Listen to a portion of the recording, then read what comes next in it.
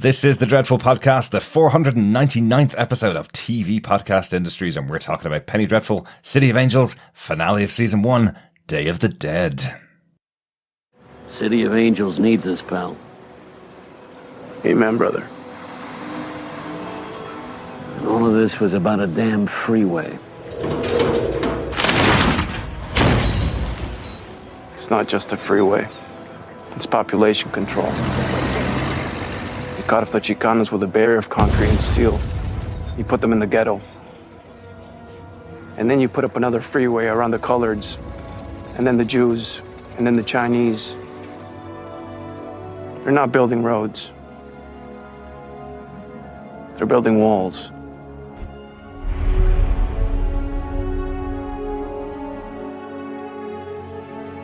This is not the United States of America.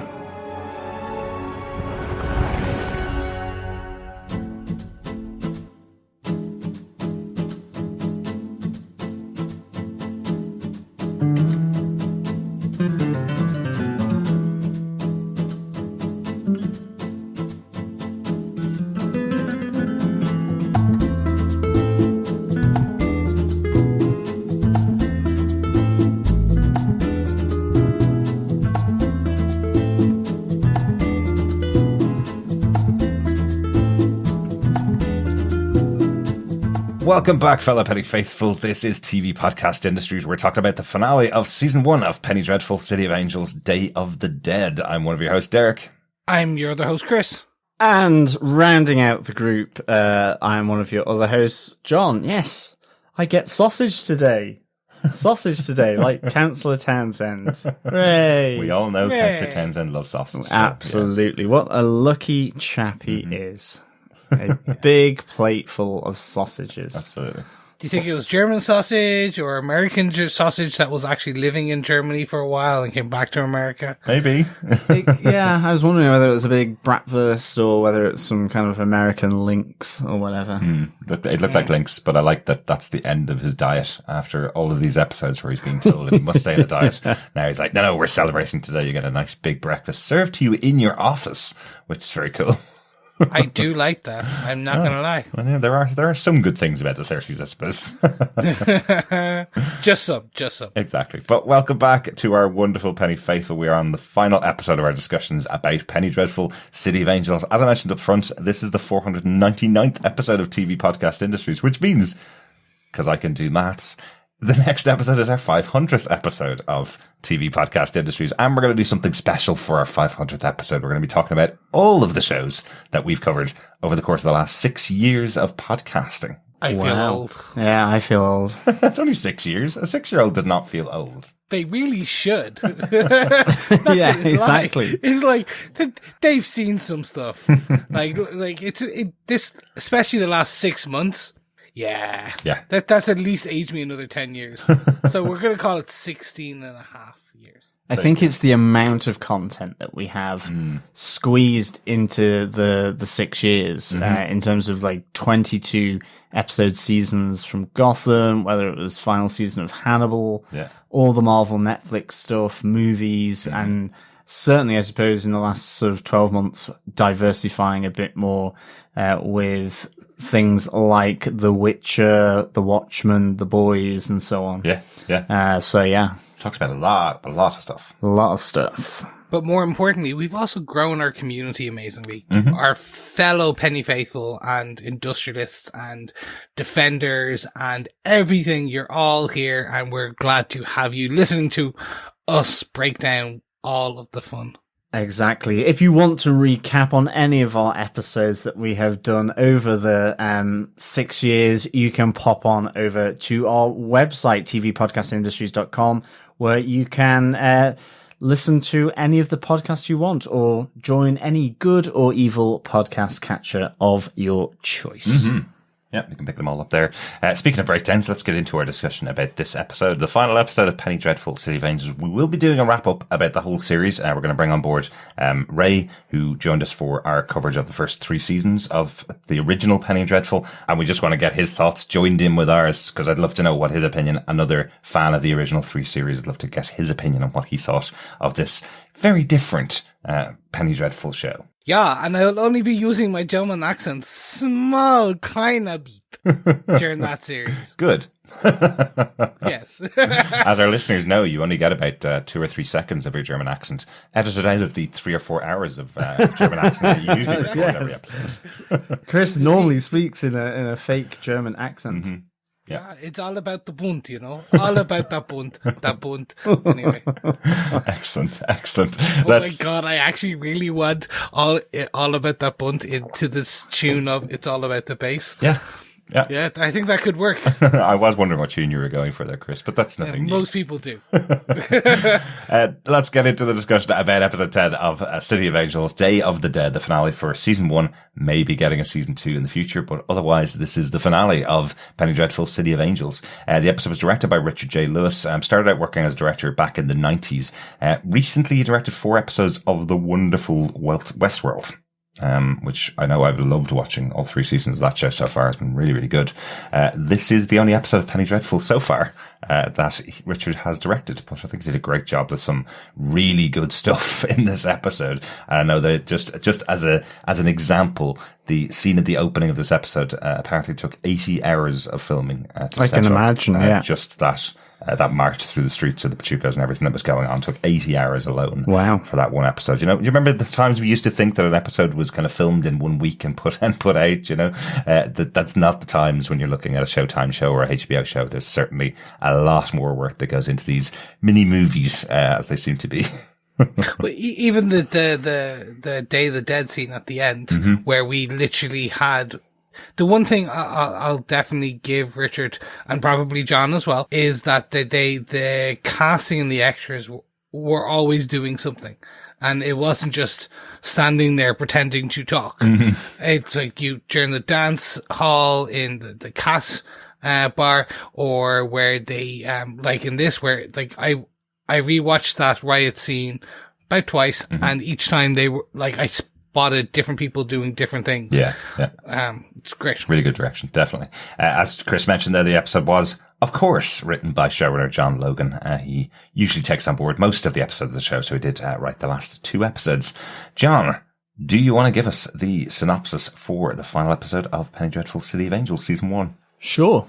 As the news of Diego's lynching spreads through the Crimson Cat, Fly Rico tries to placate the volatile crowd, while Rio argues for vengeance. As the Pachucos march down the main street, Peter Craft, Elsa, and the boys are trapped in their car as a riot rages around them. Tiago tries to help Mateo as he witnesses the death of Fly Rico at the hands of Rio, and in the aftermath of the riots, Townsend celebrates the sudden rise of his political fortunes. Tiago and Molly face reality about their relationship, and Molly confronts her mother, Miss Adelaide, leading to some unexpected and shocking news. Elsewhere, Lewis and Tiago rush to protect Brian from the Nazis, but learning of his new research into a bomb, things take a dark twist for the life of Brian. Finally, the Vega family gathers at the grave of their father and husband for a moving Day of the Dead ceremony. While Tiago is visited by Magda, the builders begin to knock down Belvedere Heights. We had discussed in the last episode how much they had to accomplish if they were closing out the series in the final episode. I do think they covered a lot of threads and closed off some of the major threads in the final episode and definitely laid out quite a few major storylines to go on for the next season. But the opening of this episode, really, that I loved that opening, as we had Santa Marta walking through the crowd in the Crimson Cat, really showing that there's something bad going to happen here to all of the Pachucos. Yeah. I really like that opening, just in the darkness as you see her face completely alone, and then as the light rises above her, you see everybody dancing around her, and she kind of focuses on the first person that's going to die in the episode, basically, which I just thought was a lovely little touch. The first person that she looks at in the room is Fly Rico at the bar. So just a lovely little touch of having that presence of Santa Marta, because she has been outside of things for most of the episodes. Really, we've seen her come and gather the bodies of some of the dead characters during the season. But this time kind of this feels like a premonition of what's going to happen later on in the episode. We all knew it was going to be a big episode for a finale, but I like that little touch at the beginning to kind of say, this is where it's all going to begin. Definitely. I mean, I think the thing is, it's Santa Muerte, like the outline, the image, the costume is so amazing. Just the intricacy of the sort of daggered headpiece, the spiky headpiece with the skulls and just the cloth. The outline, the silhouette is just really iconic, and really, just very stunning, which is such a great visual treat that a director or a writer can work with, knowing the look of that. I kind of was expecting her, because it was so dark before obviously the hustle and bustle of the Crimson Cat came in. I thought it was going to be in Belvedere Heights underneath the lamp where Diego was hanging, just because it was so dark. I thought, she would kind of walk and then be covered in lamplight. Yeah. So it was interesting that they didn't maybe do that, and then maybe she then moved onto the Crimson Cat and you had a similar kind of thing. That would have been, I think, really, really good. Such a striking image. It was fantastic to see that. Personally, I would have preferred a follow-up continuation where post Fly Rico's departure, if you will, she was there to collect, similar to what we saw with the child who was gunned down.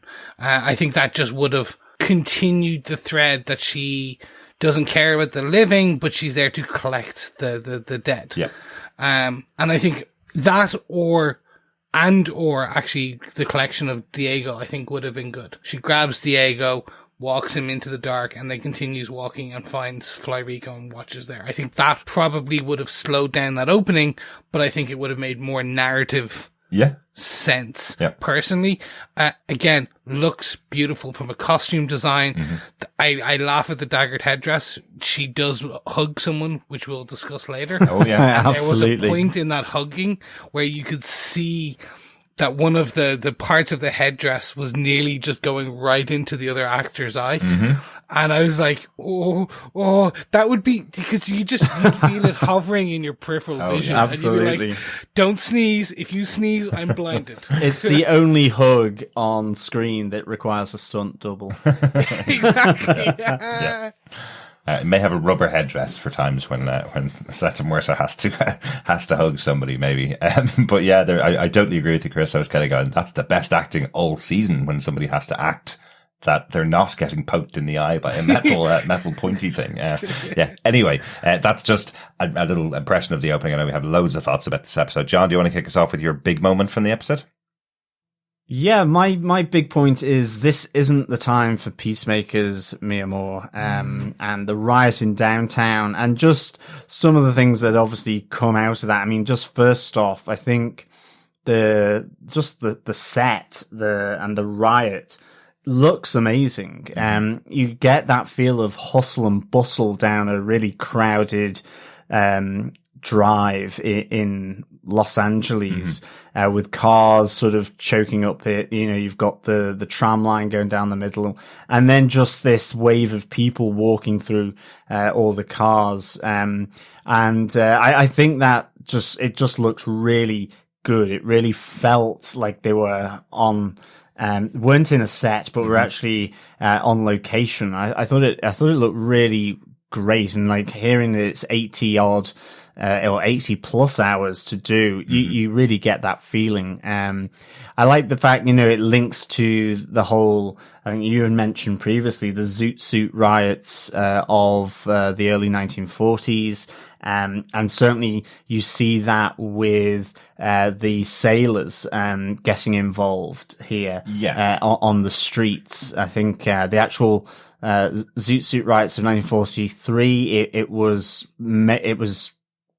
members of the armed forces that were being housed in Southern California, and a lot of the violence was between them and the Mexican community. And the Pachucas, specifically targeting anybody wearing the type of zoot suits that these kids were wearing at the time. Yeah, they were focusing on them as if they were a gang, and anybody wearing that type of clothing was a target for them, effectively. Yeah, I would say they took inspiration or the idea, I suppose, of an attack on these kids happening at the time. The Zoot Suit riots are very different. They happened over a 3-day period during 1943. It was a much, much bigger situation. I would expect if you had a couple more seasons, given what we have in this episode, the Pachucas aren't gone by any means. So I think this is just an indication of the type of attacks you could have and the type of tension that's going on between the Pachucas and other people. But this isn't the only representation we're going to have of the Zoot Suit riots if the show does continue on past the season 1.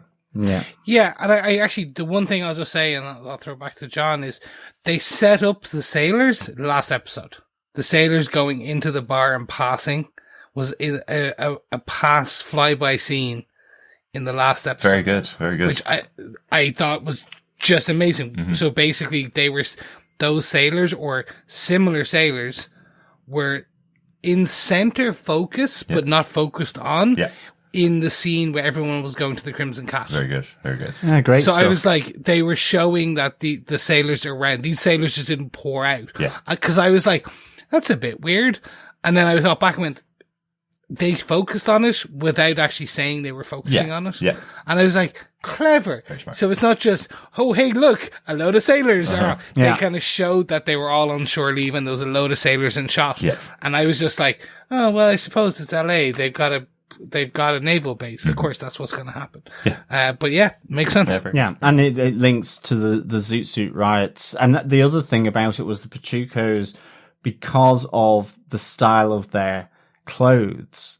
So cloth was rationed. Mm-hmm. So one of the justifications that was done was just that it was unpatriotic to be wasting cloth with these baggy clothes, because it was rationed so heavily. Which seems crazy but that was a reasoning. Well, it was, and that was exactly what it was challenged when it came into this time during the war. You know, the rationing was absolutely going on for everybody, but it felt to the Mexicans and particularly the Pachucos that they were being targeted specifically by organizations saying that they were being unpatriotic so that they could be attacked. It was inciting violence against them by many organizations. I think the press were quite notable in how they were attacking Mexican communities during that time and inciting violence against them by the way the wording that they used to describe any form of story about the Mexican community at that time was inciting violence effectively. So definitely that's what was going on a bit later in time. But I think the whole concept here seems to be these tensions existed from very early on. We know all the way throughout the series how much racism is involved in this show and how much they talk about it. So this is an indication of that racism boiling over in the streets for that one night, and very quickly the National Guard being called in to shut down that whole area, and everybody effectively being put under house arrest and having roadblocks on their roads because, hey, you're Mexican, you must be at fault here, is kind of the attitude. So I think that's again just a representation of the racism inherent in the time. No, absolutely. Just before we go on, I will say we do have somewhat Nostradamus elements in John Logan and Damon Lindelof in their ability to predict the pulse of the world while they're writing. That then potentially takes another year to 18 months later, and the time that this is happening, it's so prevalent and important. Absolutely. It's amazing. I want their ability to see the future. I will probably use it for evil, or at least gain, because who doesn't want an almanac of all the sports winnings, go sports, and go Back to the Future references. But anyway, it's crazy that this was probably written 18 months ago, and it's even more. The writing was on the wall, but it's even more now. So important. It's really sad that the things they're predicting are, sadly, these tragic events that have been going on. Like that's kind of the challenge. But it's the history repeating. Exactly. So I mean, it does. It smacks of Nostradamus clairvoyant prediction and so on, but as well it's saying this has happened, and if we don't change, it will happen again, and it will happen again, and that's exactly the point and the position we're in now, is that people haven't been listened to and taken seriously in order to change things. And so, I think it's really sort of precedent that it is now. But I think, as riots go, this looks really great, so to speak. Yes. This was just shot really nicely, has that link to the zoot suits, and, it feels in part like a natural reaction from the Pachucos, but I love the conflict between Fly Rico and Rio at the bar, where, you have Fly Rico as this voice of reason. Is it for personal reasons? Is it selfish reasons that he doesn't want to get killed? But, that idea that we have a path that we can go down, which this evening, which is one of dignity, to go and bury Diego and show that we're familiar. And that's kind of versus that inflammatory voice of Rio, who is taking the microphone off him. Now is not the time for calm.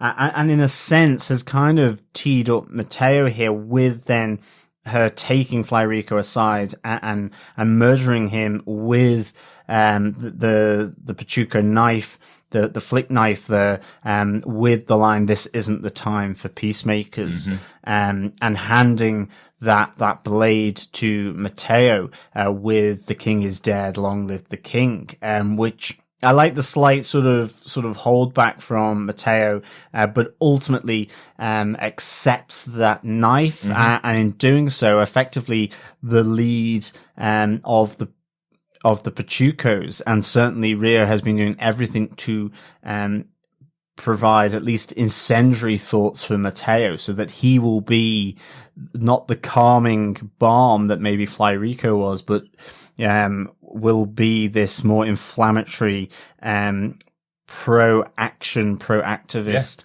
approach, and will probably take direction from Rio. What we were talking about last episode was a lot of the slips that have been happening for all of the Magda characters and the people they're trying to influence. That there were a lot of the people they were trying to influence were falling out of her plans, effectively, including Fly Rico here, where we see him effectively, he has a great opportunity here to stoke up a riot and stoke up killing and burning in the streets, and right in front of Rio is going, no, that's not the way.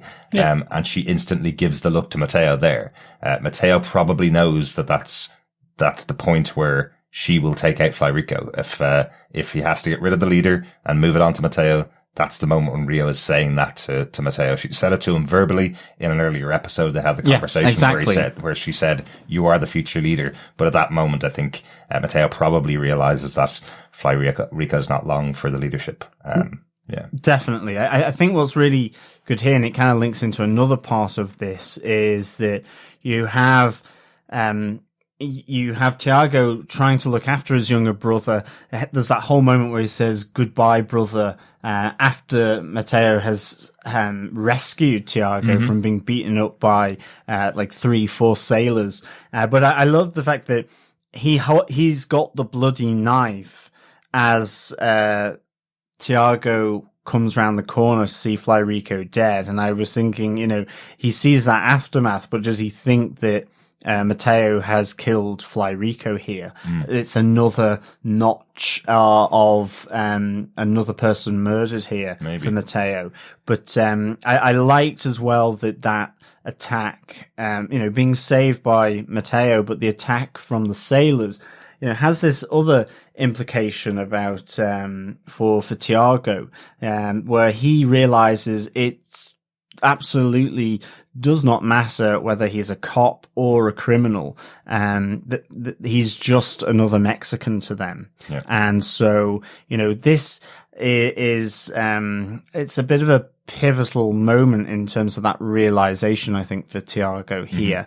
He has, he's in a white dominated LAPD. He's made detective. He is in love with a white lady in Molly, and yet his badge, any of that is for nothing out on the streets. He's just another Mexican and can be subject to this violence, racism, as always. And then that spills over with Molly the following day to the point where, you know, that it's impossible. The situation that they're in, their relationship is impossible. You know, let's go outside and hold hands and see what happens. And I think that's really interesting, because I think as well, what is Tiago's state of mind here? Is he maybe going to a darker place in his life at the moment? So I think that's really an interesting moment here with the attack by the sailors, and certainly coupled to everything else that happens. Definitely. As well. I do wonder if the attack by the sailors happens as quickly as it does, so he doesn't see Mateo holding the knife, because it is a really fast scene. And part of the reason I think that is because we don't see any fallout at all throughout the rest of the episode. We don't see, even when Tiago is talking to Mateo, we don't see him comment even on the fact that Fly Rico's dead, or I know Mateo says goodbye to him there, which is kind of an indication that he doesn't really care what Tiago thinks about him, but I would have expected some fallout if Tiago had thought his brother had murdered Fly Rico. I would have expected something in the episode. I thought exactly the same thing. When they met at the Day of the Dead scene in the graveyard, I was expecting a slight fallout, because that was the point. I was like, okay, he's gonna go, you killed another innocent man, we're done, blah, blah, blah. So it's either option A, as you laid out, which it happened too quickly. I don't think it did, because there was enough of a, turn, bloody hand, knife. I think it's led to be indicated, which we'll discuss more. Tiago doesn't care. This implication that I'm not a cop, I'm not a criminal, I'm not anything, I'm just another bloody S-word. It's changing his opinion of everything that's happened. Plus everything else that happens in the episode and what everything else is part of. So when we do get to the Day of the Dead scene, where he probably should have kind of gone after his brother, he can't say anything. He's implicated in a murder too now, another murder.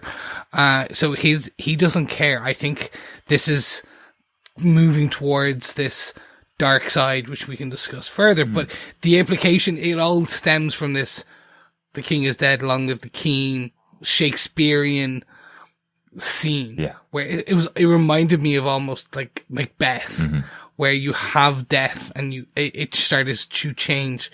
That death is the hinge that changes the characters.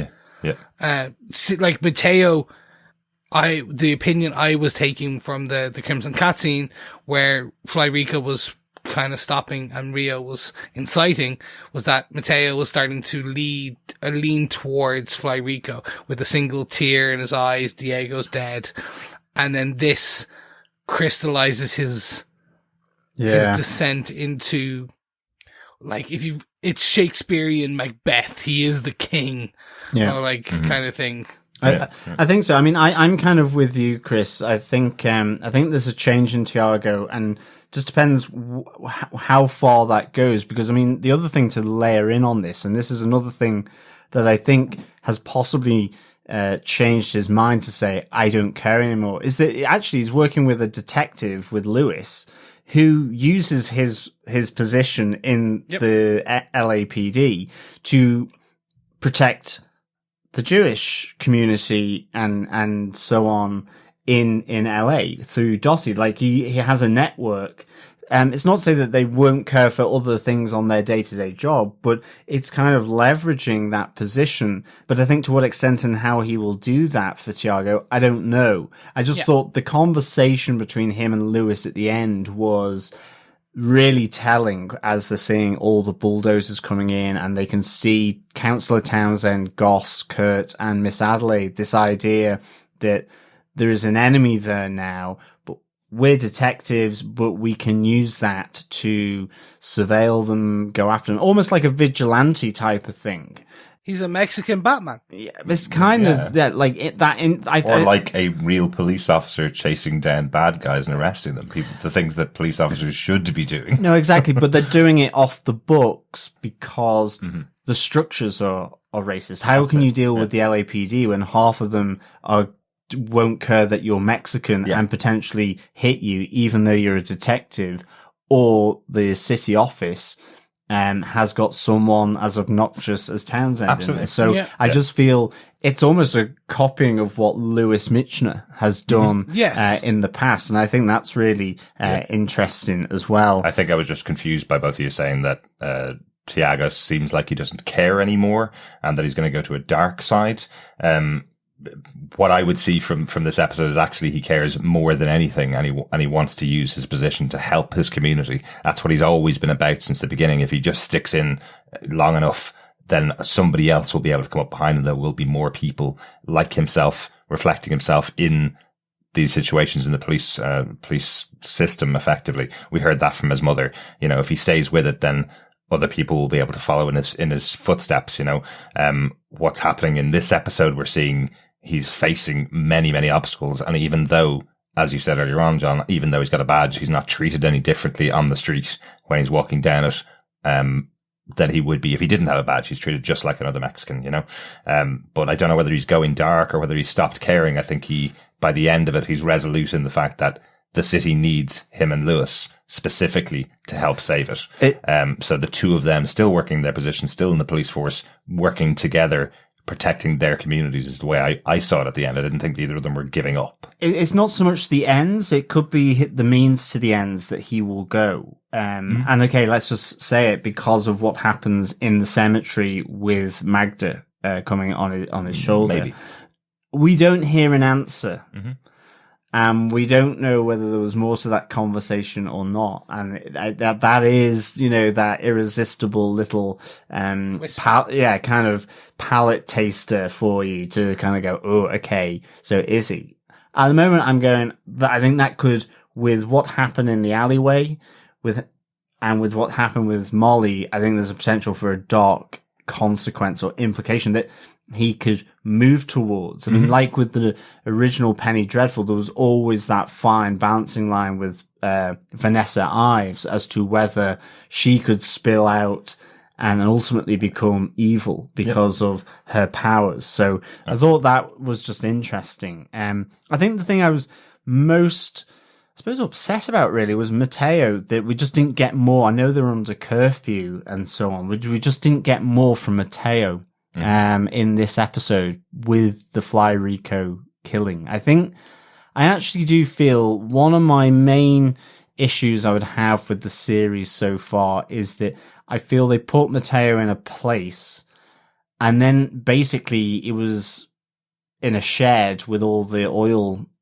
derricks around him, nodding away. And we got a few scenes where he was kind of flitting between being very distraught about what he had done and wanting to go back to the family and then being persuaded otherwise by Rio.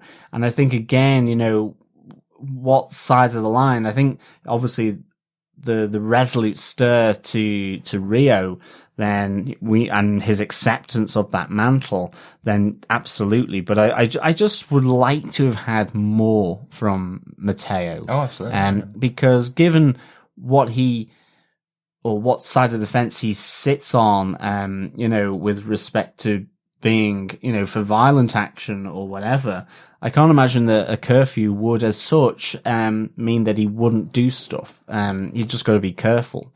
But that was my only thing. I kind of wanted a bit more Mateo because I feel he's been lost a bit, to be honest.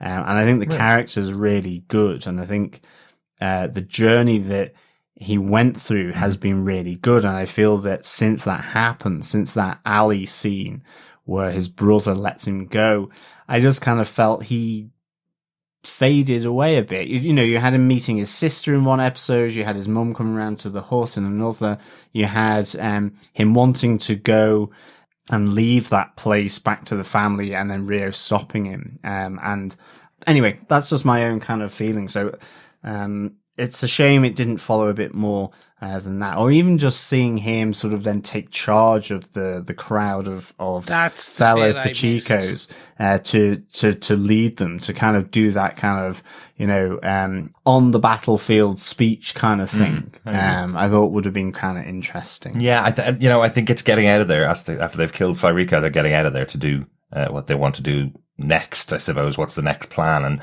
there's definitely a few time jumps in this episode. There's at least about 2 weeks, I think, overall that passes during the time in this episode.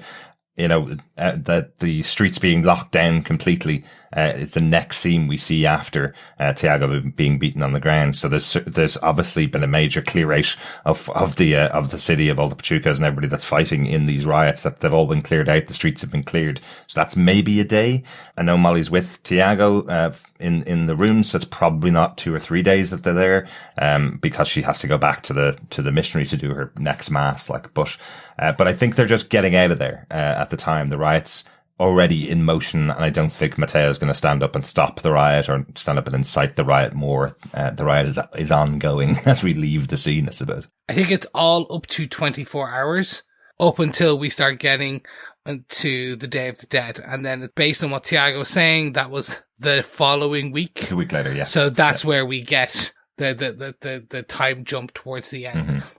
Yeah, I know we talked a lot about the riot so far, but I know there's one other major moment that's in the riot, something we haven't seen all season, John. I'm sure you want to talk about the moment between Rio and Elsa and Frank, let's say, in the riots that kicked it all off. Really. Absolutely. This was kind of my final part of this, was just the knowing nods between the Magdas in the middle of that riot. You have Rio seeing Elsa, and you know, she's wanting to change the situation from being this kind of courteous, dignified walk down the main street to an all-out riot. And you just have the situation that the Crafts are caught in with as Frank lets out a scream.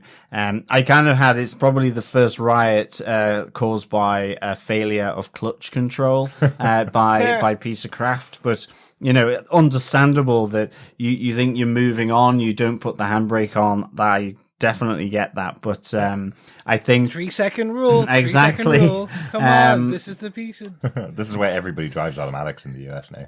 Absolutely, but I just really thought this was a great kind of tension to the riot with the kids being in the back. You know, just before that, lock the door, roll up the window, and kind of what happens with Tom. I mean, that whole scene where the baseball bat is used to smash that back window, and you had Tom's face up against that back window, and I actually was thinking, that's hit him in the face, so does that mean he's actually going to die? And in some ways I was slightly relieved when he just had a huge piece of glass sticking out of his head, and that he was still alive. But I just thought that was really sort of tense, and you're like going, of all of them, don't let Tom kind of get sort of wiped out in this moment. And so I just thought that was just really good. It felt tense. It felt the whole Craft family was in jeopardy here, with all that brawling happening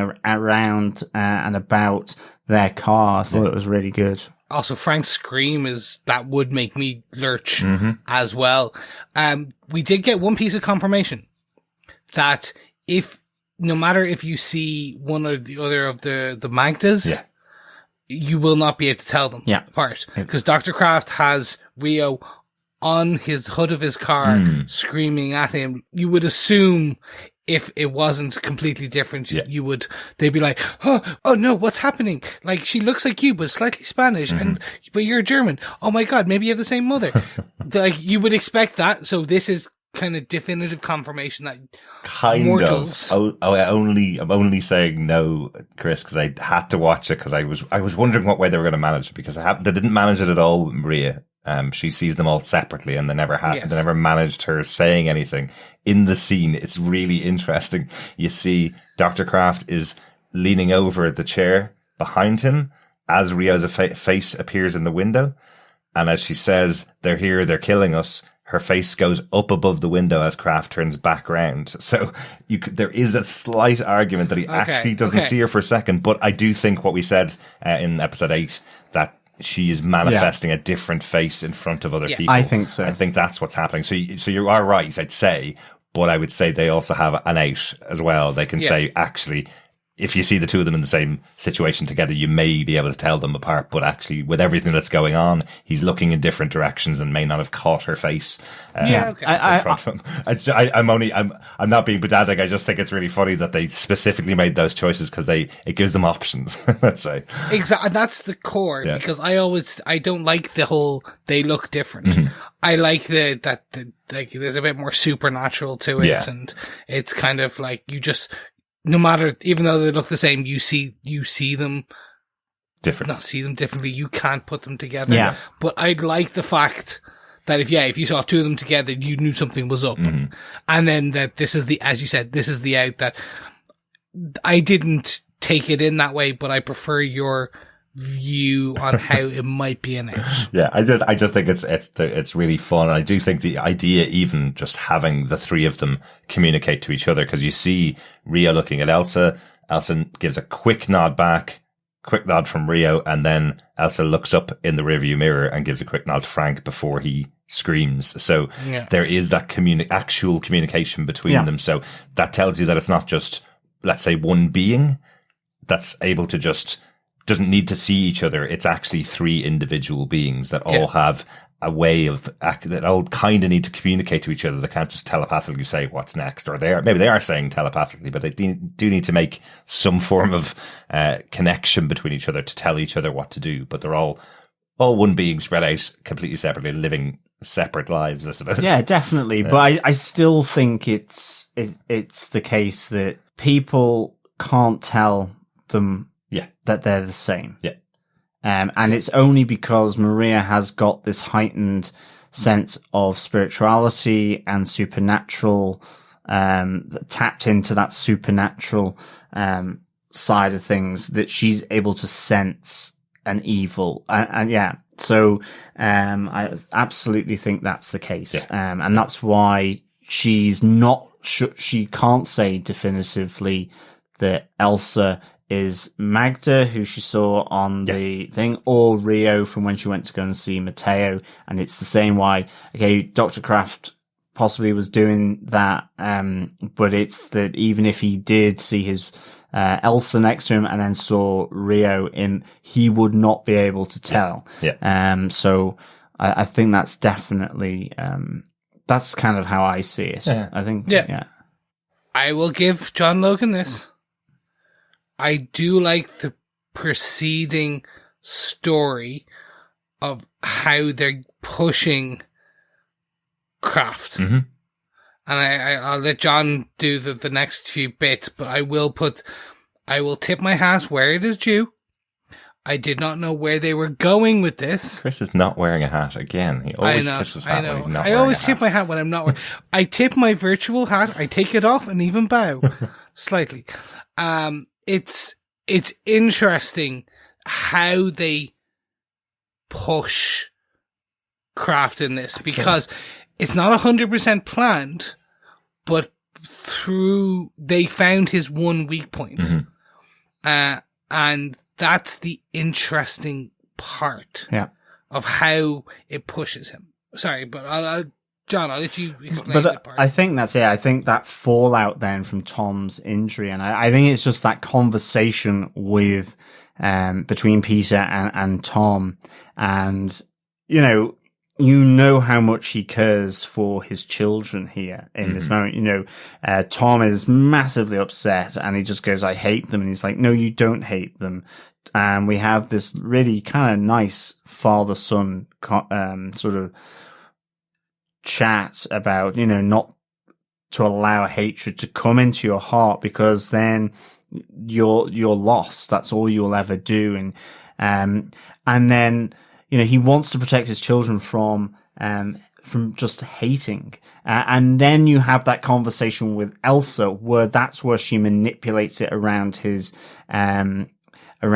kids and starts to she pushes it, pulls back. I love the kind of fluidity of Elsa, in how she approaches Peter. And that maybe is because he's the more difficult nut to crack, possibly. But, she starts off about saying, this is a race war. We need to be on the side of the Aryans, not the Mongols, really upfront, in your face. And that doesn't wash with him. He talks about the Hitler Youth and just seeing hatred in their eye. And he doesn't want Tom and Trevor or any of it, even Frank, to fall into just hating as a way in which you do things. Yeah. And then she immediately sort of stops and says, I don't want them to hate either, but I need the family to be strong and to be protected, and then brings her story of what she was enduring when she was leaving Europe at the hands of American soldiers. And it's that whole thing that you see Peter then contemplating his position. She gives the Heil Hitler salute as well, but you then have him at his desk in his study contemplating all of this as he's putting on the Iron Cross. And ultimately sort of breaking down after he's done the Nazi salute. He's effectively being pushed in this to kind of show strength or appear to be strong for his family.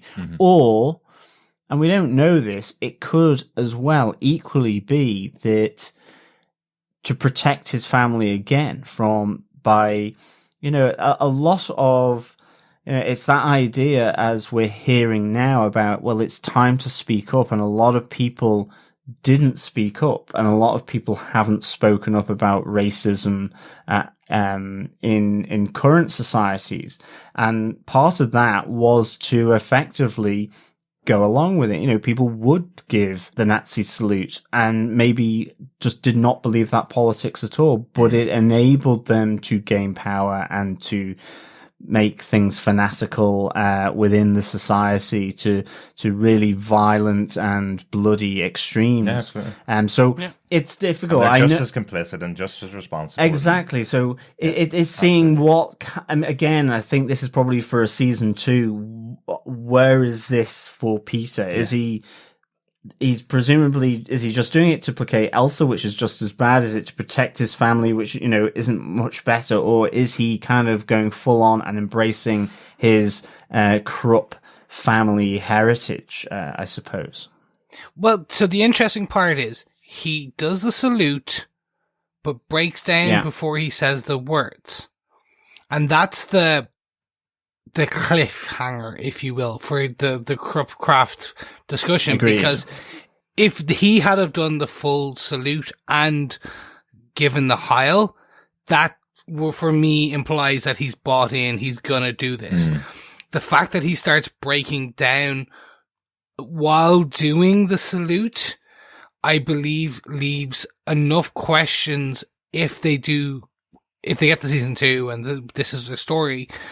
Then I think that leaves enough in maybe he's not going to. If they want to do anything with Craft, he may become something similar, which is he'll start speaking out for no hate. It's like, if they want to do a redemption part of it, just because they didn't give him the Heil. If they had have done the Heil, that's the descent. Well, he's in a room on his own, and I think he's trying it out. I think he's testing it out. And seeing doesn't if he like can, it. and he doesn't like it at all. So that does give them the opportunity next season. Very likely that Rory Kinnear will return for a second season. It's very likely that the character would have a massive storyline. He's obviously been in the other 3 seasons of the show as well. So, so the choice will still be there, I think, at the beginning of the next season. Whether he will follow the path that's being forced on him effectively to make his family strong, as Elsa says, or whether he will push back even further against what her beliefs are. So I think it's just an interesting little touch there that he also has the Iron Cross on him, effectively remembering those times and the reasons why he left his family and reasons why he left Germany and everything like that. So it's just an interesting moment, I suppose, to have him kind of go through that experience. but I don't think any definitive decision has been made by Peter Craft as to what he's going to do. Exactly. The question really for season 2 is, does he double down on Rio's words, this isn't the time for peacemakers, and that's what he's decided? Or is he the retort to that, which is, there is time for peacemakers, and he plays he's the fly in the ointment, or, he's the spy in the bunt, or something along those lines, maybe. Which would be kind of really, really interesting. Yeah. So, and again, as you say, the Iron Cross thing, it's a nice indication of his background. He's obviously done something fairly brave in the line of duty to get that. Yeah, absolutely. Before we go on to the next point, I know we've gone back and forth over the season really on the Magdas and which ones are interesting and enjoyable storylines and stuff. Elsa is the one I'm really beginning to hate, because some of the storylines, some of the stories, let's say, because some of the stories that she chooses to tell Peter to manipulate him are absolutely horrific stories. And you're seeing her break down, you're seeing her cry, and she's telling these stories. And in the back of my mind the whole time I'm going, but this didn't happen. You're making this up just to manipulate him. Yeah. And it's really horrific. Like even the things that Alex has said in the past to Lewis when she was trying to convince him that she'll work on his side in the mayor's office or in Townsend's office, even those stories didn't seem as despicable as the ones that are being made up here by Elsa to manipulate Peter Craft. Anybody who's told those kinds of stories will want to help out the person that was subject to the indignation that she went through. Anybody would feel that way. It just is that they're really, really horrific stories that she seems to come up with to manipulate them. So this particular personal manipulation that's going on between these characters, as opposed to, someone that's like Rio, who's trying to bring Mateo to become the leader of an organization that's going to cause a war basically in the city of LA, or Townsend who's going to become a massively powerful person in the city, or, the work that maybe she's been doing with the Nazis in LA. All of those are massive organizations. What you have here is Peter Craft, a doctor who moved over from Germany, left the army and doesn't want to be a Nazi effectively. And he's being manipulated by these awful stories, awful tales. So I think she's the one I dislike most of all of the three. Yeah. For me, it's basically, I hate her most, followed by, I would never be stuck in a room with Frank, or I would end up killing him. And then or yourself. Or myself. Then I'd go Rio just because of the slight manipulation. And then I still just don't know. I suppose with Alex, that's her job, is to be a political advisor. Exactly. It's almost like you kind of feel she's doing nothing wrong other than doing what political advisors do. Yeah. Exactly. I pretty much am sure there are Alexes all over the White House and every government right now. It's just like you expect that level of snivelry, kind of conniving. She hasn't done anything bar work with the Nazis, and a lot of people were doing and it. And videotape him having sex to use that in a future. Pretty sure that's probably happened right now with the political space. She gets her boss a sausage breakfast. What's not to like? Exactly, and we all like sausages, be it bratwursts or links. Moving swiftly on and discussing our bratwursts and our links and other phallic-shaped discussion point. Let's move on to my main point. Rockets. I want to talk about rockets. Exactly. Does Brian have a rocket in his pocket? No, because it is the end of his rocket journey. Wow. I did not see this ending with Brian happening. Again, the one thing I will say is I said in the last episode, I was expecting certain zigs and they gave me a zag, and I enjoy that. I know it's basically, if any of our fellow listeners have listened to me over our 490 something episodes, it's not difficult to remember 499, Chris. Our 500th episode is next week. I haven't been on all 499. Yeah, you're still part of the team. 490 show. I hate cliches. I was expecting, based on that they had potentially played with the timeline slightly with their version of the beginning of the Zoot Suit riots, I was like, okay, so Brian we get Brian in, and I'm going to jump around a bit on this slightly, but Brian, essentially, I was like, okay, they're going to make him a proxy Oppenheimer. Okay. For those of our listeners who don't know who Oppenheimer was the father of the atomic weapon. He is the person who said, I am Shiva, I am the destroyer of worlds, as they launched the first nuke. He is basically was the lead scientist of the Manhattan Project, which was the US project to build the atomic weapon. I thought they were going to do, when Brian starts talking about he has ideas for a bomb and they're taking him to Manhattan and New York, I was going, okay, they're going to drop his birth name was his mother's maiden name was Oppenheimer or something along those effects. I thought they were just going to build it like that. I was like, that would be quite cool. Okay. What we get here is we had already seen that Lewis was teaming up with the mafia to store Brian in Mama Vega's house. We get this beautiful scene between the mob boss and Mama Vega about her recipes, and we even get Dottie, and we get some nice end closure there, which I was quite happy with. And straight away we even see the Nazis figure out, oh well, if it's not here, here, and here, and here, well, it's all about family with the Jews. So his cop partner is slightly his family. Go check there. Yeah. Go check the fan. Like, you could see the pieces, and it was just nicely threaded. They're very, very quick to guess that, aren't they? Yeah. Yes. But they're good at their jobs, so yeah. Exactly. If I was Gestapo, and I was high in Gestapo, I'd probably be good at my job too. But you're not Gestapo, Chris. I am not Gestapo. For the record, and for audio listeners, I am not Gestapo. I do a terrible German accent. Very true.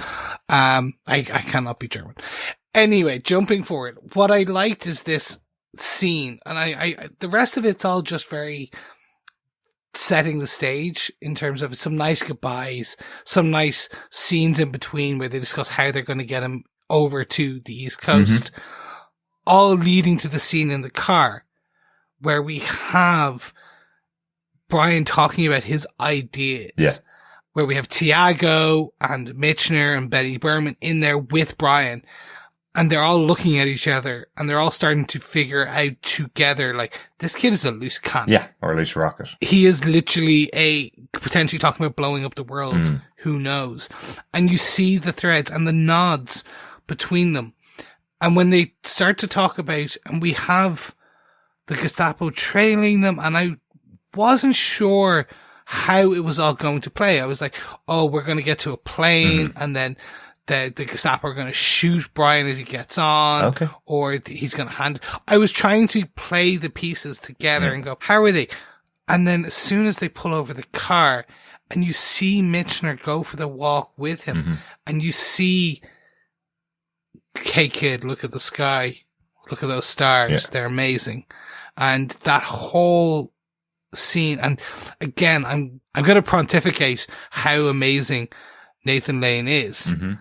I'm going to wax lyrical for as long as possible, but like that scene where you see him as a cop, as a Jew, as a man trying to save America, as trying to stop the Nazis, you see all these conflicting emotions, and it's that kind of Sophie's choice he's been given, which is, do I save a child, in his eyes, a kid, a kid, or do I save the world? By eliminating this threat. Yeah, it's the whole idea of what would you do? And could you do it if it was effectively what Lewis does here? Because I'm totally with you. This to me was the most unexpected and shocking part of it, and I thought it played out really well. Yeah. I thought the second he started talking about the fact that he was done with the rocket and the other thing he was working on, the second I heard that, I went, oh, I should have put that together last week. He's working on the atomic bomb. He needs to die. The whole conversation that's going on in the car is keeping him away from Hitler. If Hitler gets this kid, they're going to be able to exploit him to learn how to build a rocket, and that rocket might reach New York. And once he starts talking about the idea that he's going to be able to set fire to the atmosphere and create a nuclear bomb, this kid is more dangerous than Hitler. because he doesn't care about the consequences. What he's there for is the science, and to be able to do it sounds like the thing that will entice him to just keep pushing himself until he gets it done, and he doesn't care about the consequences. That's the moment when they all realize that he needs to go. And I love that kind of silent, again, this episode is a lot about the nods between characters. There's that silent moment of acceptance between everybody in that car that Lewis is the one that's going to do it, and that he has to go. I did also like, just a little tiny thing I liked as well, was this felt like the smuggling network that was going on, taking Jews particularly out of Germany and out of areas where they were in constant danger. It felt like they were using this mafia network to help Brian escape from LA. You know, it really felt like, oh great, right, we're going to get Brian in season 2. He's going to be working with the Jewish community in New York, fighting against the Nazis from America, you know, with all of his ideas and all of his plans. But yeah, I definitely saw that moment when he started talking, the way he was looking out the window when Lewis was questioning him about this horrible plan that he had. I knew that was the end of Brian from there. Yeah, I think that's what's really good is it's how, in many respects, it's just that sheer, the nonchalance or the abstractness of the scientific speak that Brian is talking. And so he talks about yield, and he's like, oh no, that's just the scientific word for explosion, the explosive load from it. And he then starts to talk about it, you know, as I haven't figured out yet whether the Earth's atmosphere will burn up or not. And you can just see it on Benny's face. And it's not just about what he's saying about, well, the water and the soil will be sorted by the radiation and it will take out a city, which is horrific enough, I suppose, for Benny, Tiago, and Lewis. But it's the realization that this is exploring the boundaries of science in a totally abstract way, but it has a real life consequence or application, which is a bomb. And yeah, not to give the Nazis on. I think what makes it so poignant as well, for me anyway, is that you know how important family, tradition, and everything like that is to Lewis Michner, and to Tiago and all that. And yet then it's the contrast of what, and the conflict and the pain that it inflicts on Lewis in that moonlight on the beach to shoot Brian and kill him. Yeah. And I think that's really interesting. You know, it's that thing of, in war, good people have to do bad things, and it's normally only post that, in retrospect, that you can say whether potentially it may have been good or for worse. But this is a moment where it's almost like time travel in that sense. It's the do you kill Hitler question, exactly, basically. And it's simply that this bomb that he's describing to them cannot get into the hands of the Nazis. Yeah. Now, the fallout potentially of this in the next season is fantastic. You have Michner in the pocket of Benny, the mafia, they owe him. You have Dottie, which is the interesting part. That's Dottie true. was friends with Brian. She got him to Yoo-Hoo for his journey. She joked with him. She started to very much bond with this kid. And then at some point, well, we don't know when Michner's going to tell her or how he tells her at the end of this episode or before, or in the next season, there's going to be some type of, but you don't get it, Dottie. He was too much of a risk type thing. And then that's an interesting bit, because when you're talking about necessary evils, every character who goes through a necessary evil, there will always be some other character who thinks they know better and that they shouldn't have. Right. Yeah. Maybe, but remember, Dottie was the one that found out that he was working on some other project. So I think she also had that look on her face. She didn't find out what the other project was last episode, but she had a look at her face going, hang on a second, what's the other project thing that this kid's talking about? So I think she is a person that understands casualties of war, and I think she'd probably understand pretty quickly why Brian had to go. I don't know whether it will play a big part in season 2 for that particular element. No, I but think it'll be a bit of a fun. I do think certainly Lewis being the one to kill him, that will have a major implication on his own psyche as we get into season 2. Yeah. I think the other thing I loved about this is, as you were saying about with Mama Vega, I like that juxtaposition of kind of that lightheartedness.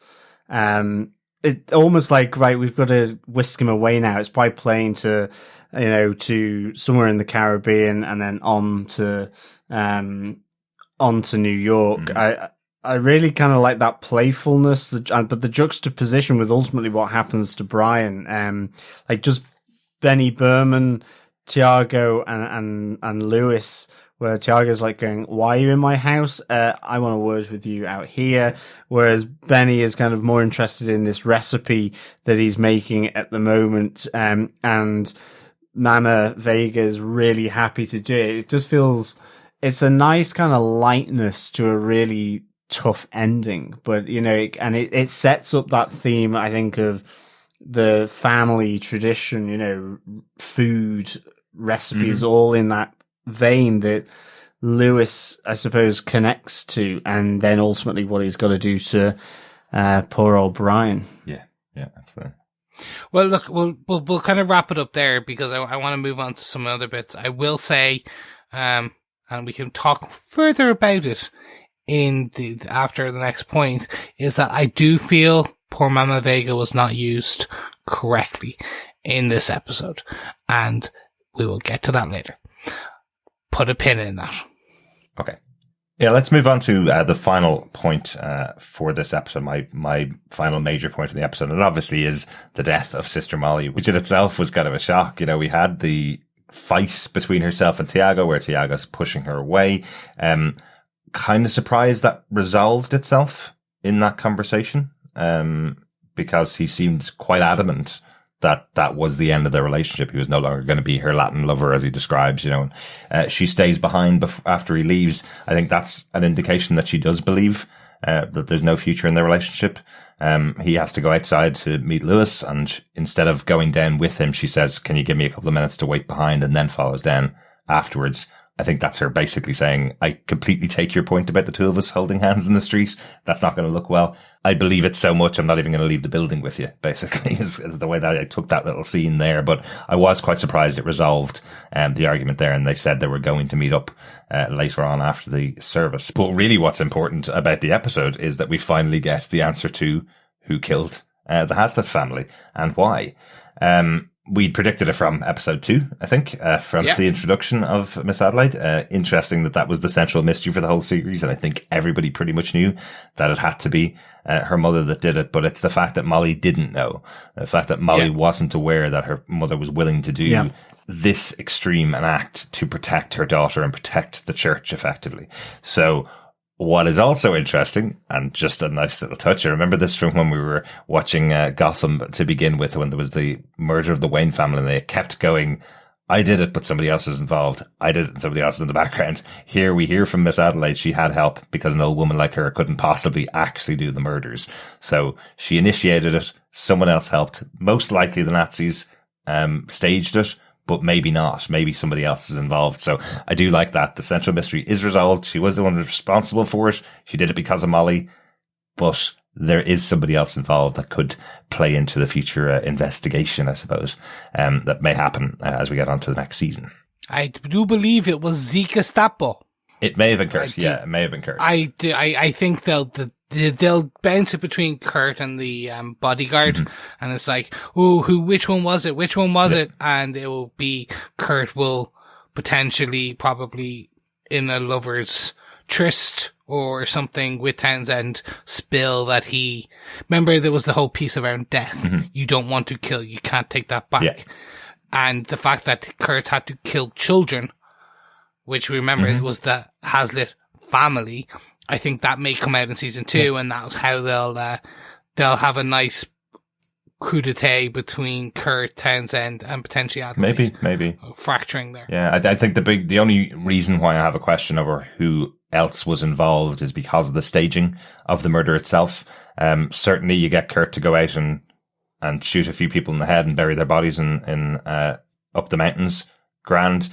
I just wonder if there's something else about the other person involved may have had a more of a reason to stage it the way they did as well. So, because the staging was quite important at the beginning of the season. So, but good that we have the resolution to it.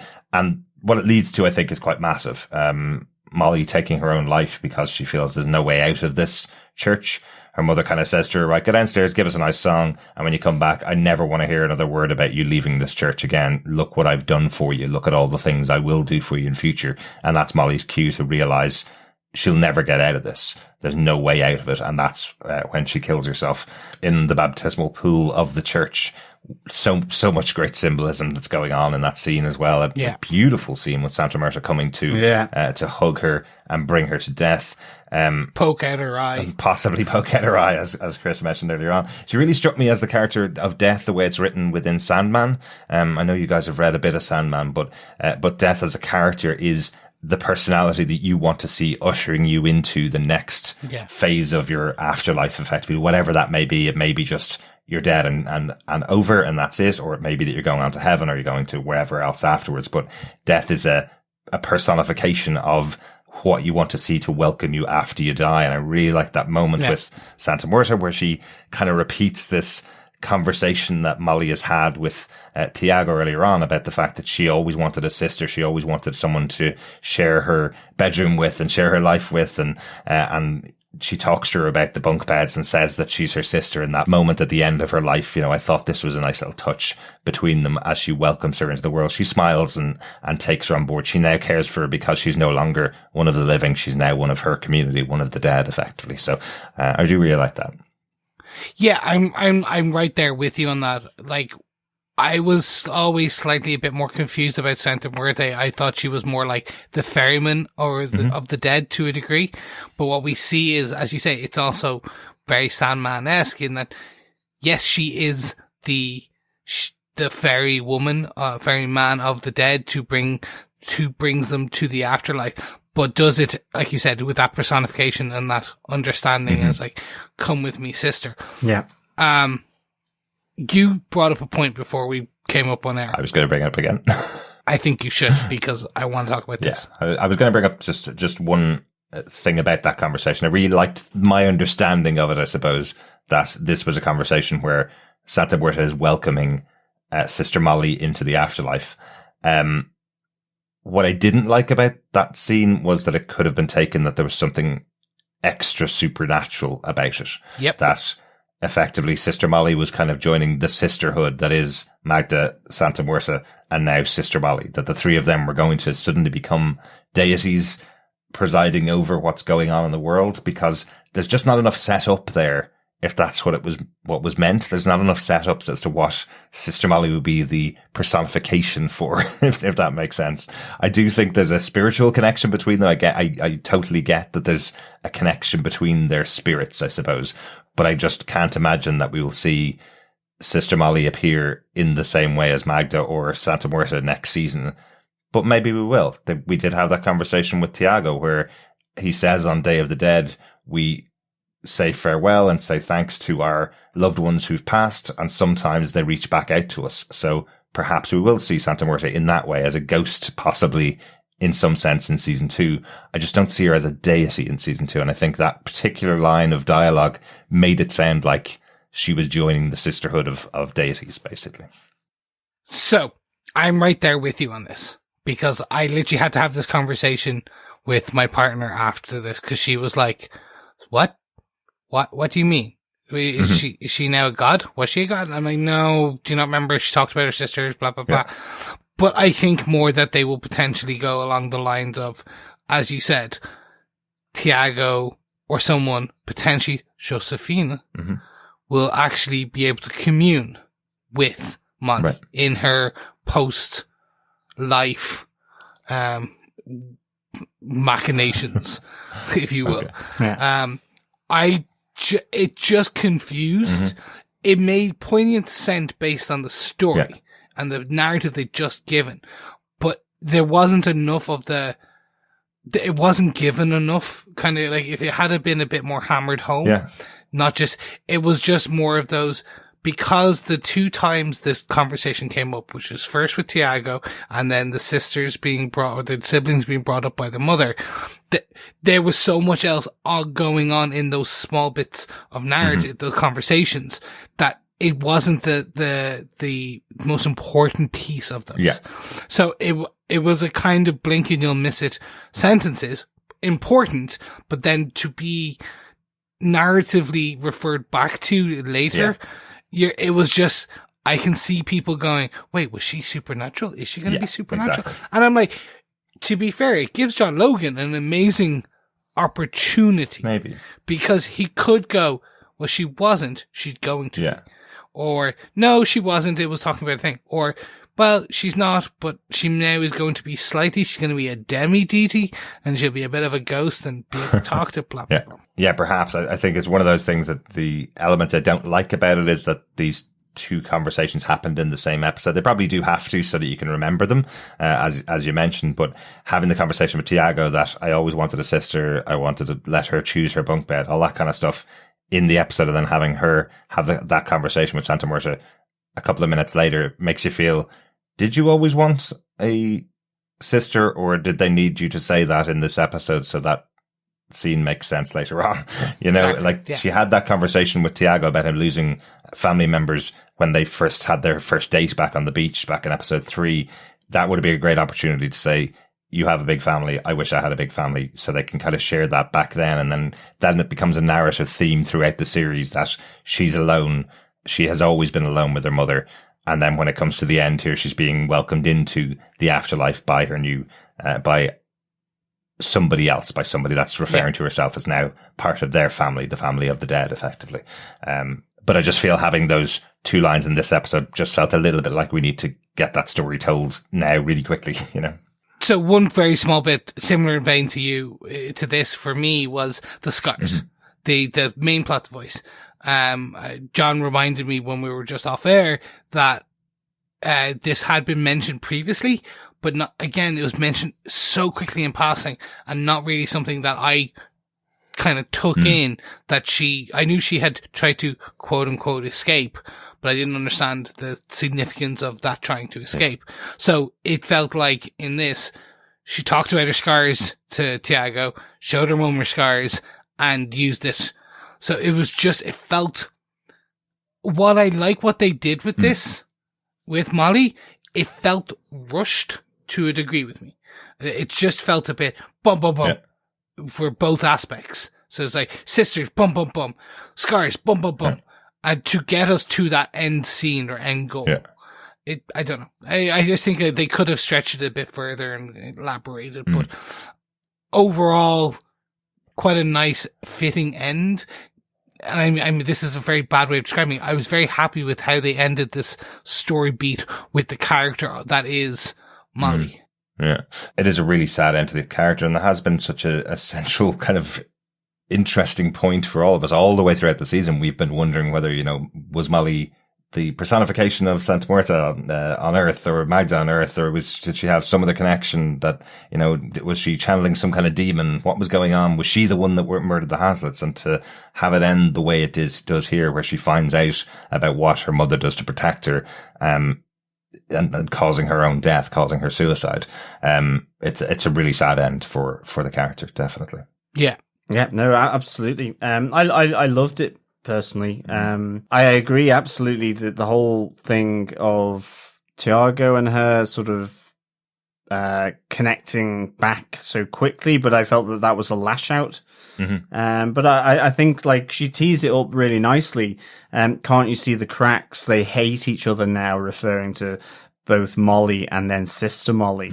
And so when it comes to, you know, and I just think what we're getting with the comments of her other sisters, her 4 sisters, and the confirmation then of the marks on her wrist is stuff that has kind of been obliquely referenced, that she is cracked, she is torn, and that all comes to play here with her mother, which is just phenomenal. I thought this scene was amazing, to be honest, between Molly and Miss Adelaide, where you you have Molly stamping her foot, putting her foot down, and really then Miss Adelaide saying that, I've tried so hard to protect you. I've done everything to protect you. It comes out about the Haslets, and she goes, whatever you do, wherever you go, you are mine. And in respect to the Haslets, this whole idea, I became God's righteous minister of death.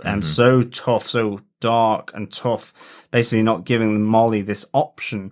And then seeing Miss Adelaide running into the pool with the grief. I mean, Amy, Madigan, is just really phenomenal here, in terms of that personal loss with Molly, in her own blood in the baptism pool, and literally the scene, 30 minutes before in the private chambers of Molly, where she admits to murder, all to protect her and the ministry, as well as what she's built. And I think just knowing that Molly didn't know that is really really good. And I just thought that was phenomenal.